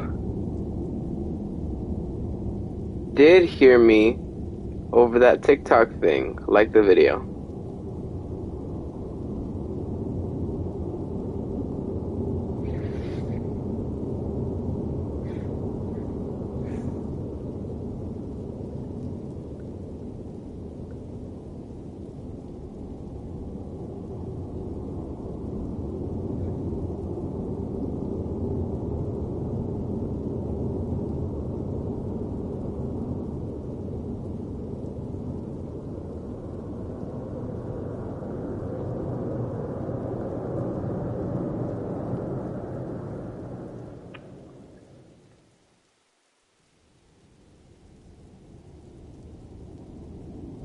I'm not sure if he did.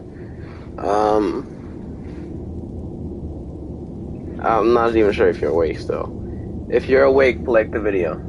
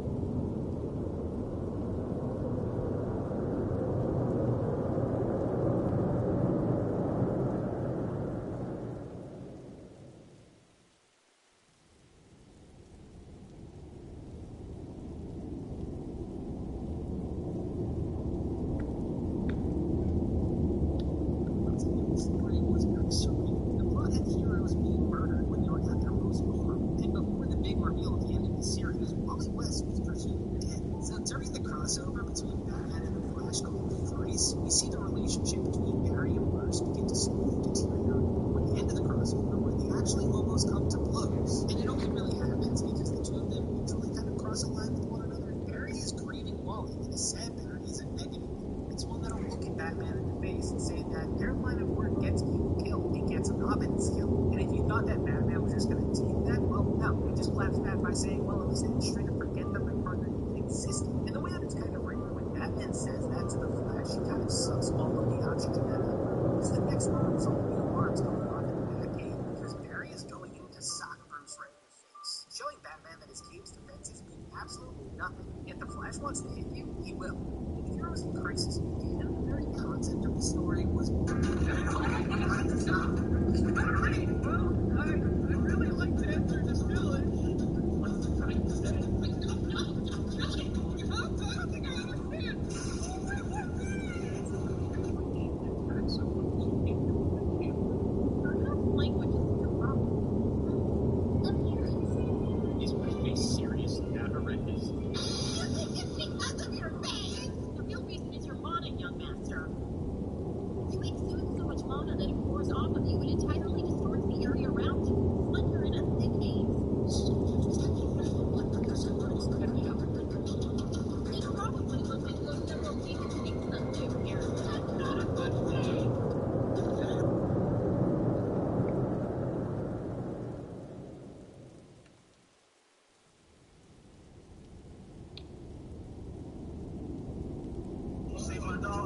like it's too late for us. I understand anyway. This time is past, my brother. So what? What you fraud? You ain't got no power. Psalm 62 verse 11. The power belongs to God. I am simply his tool servant. Now those fools here putting their money in their big body, all for some guidance. If you got to some fight, you need to turn around. Because you're going in the Lord's house. No, it's my house.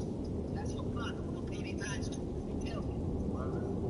I am not making my stuff. Alright, Pastor. Just know this. Just know this. God called me to run these streets.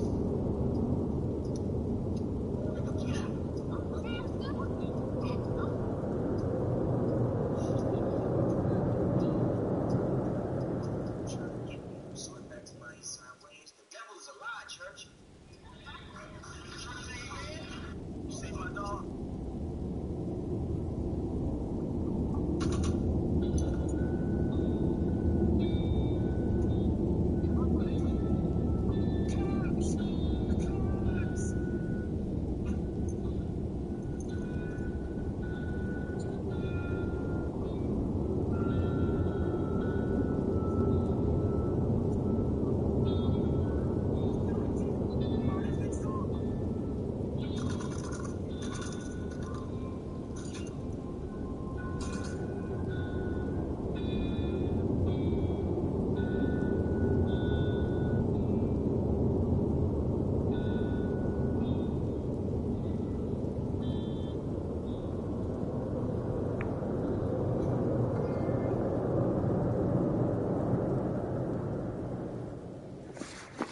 I'm not sure if you're up.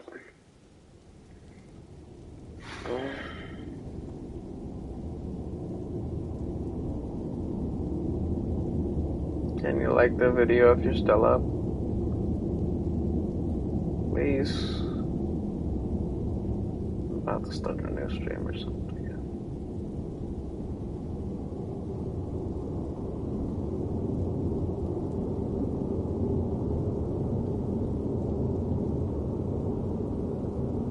Did you know that Batman doesn't use magic because he's not allowed to use magic? It was actually explained in the comic book Batman the Knight by his master Giovanni Zatara when he heads to New York City to learn the master of escapism. And when he's there training with Zatara, he ends up stumbling into the world of magic. And when he demands to be taught the craft, Zatara says absolutely not. People like Bruce Wayne just become bad people when they learn to use magic. Magic takes doesn't give. When somebody learns to use that type of power, it doesn't really have much more to take. So the minute that someone like him uses magic, they just become a bad person. And at the end of Bruce's training with Zatara, he reveals that during the whole demon kerfuffle, he stole a book called Speaking with the Dead. He takes the book and tells Bruce that he can't teach him how to speak with the dead, but he can provide Bruce with a piece of magic that comes at no price. Memory is always. There is no way in hell that not everybody knows that Bruce Wayne is Batman in this universe. Look at this dude's arms. His forearm alone is like the width of Harley Quinn. I know how everybody says, and I think they even say in the comics, that Bruce Wayne just wears like big suits, but these must be really big looking suits. Plus, sometimes he'll hook up with women just to maintain a playboy aesthetic. But you'd think the second he'd take off his shirt, these women would be like, oh, so you're Batman? Plus all the scars and bullet wounds that would be all over his body. You know that people say that he doesn't actually hook up with women, he just pays them to say that he did. But they say in Arkham Knight that he released a shirtless beach catalog, so I guess that doesn't really matter anyway. The main argument against this is that people don't really see Batman, they just see his silhouette, and that's probably why he wears dark colors, so nobody can ever actually get a good look at him. But you know who does get a consistent good look at him? The GCPD. The same people who are supposed to be detectives. There's no way in hell that not everybody...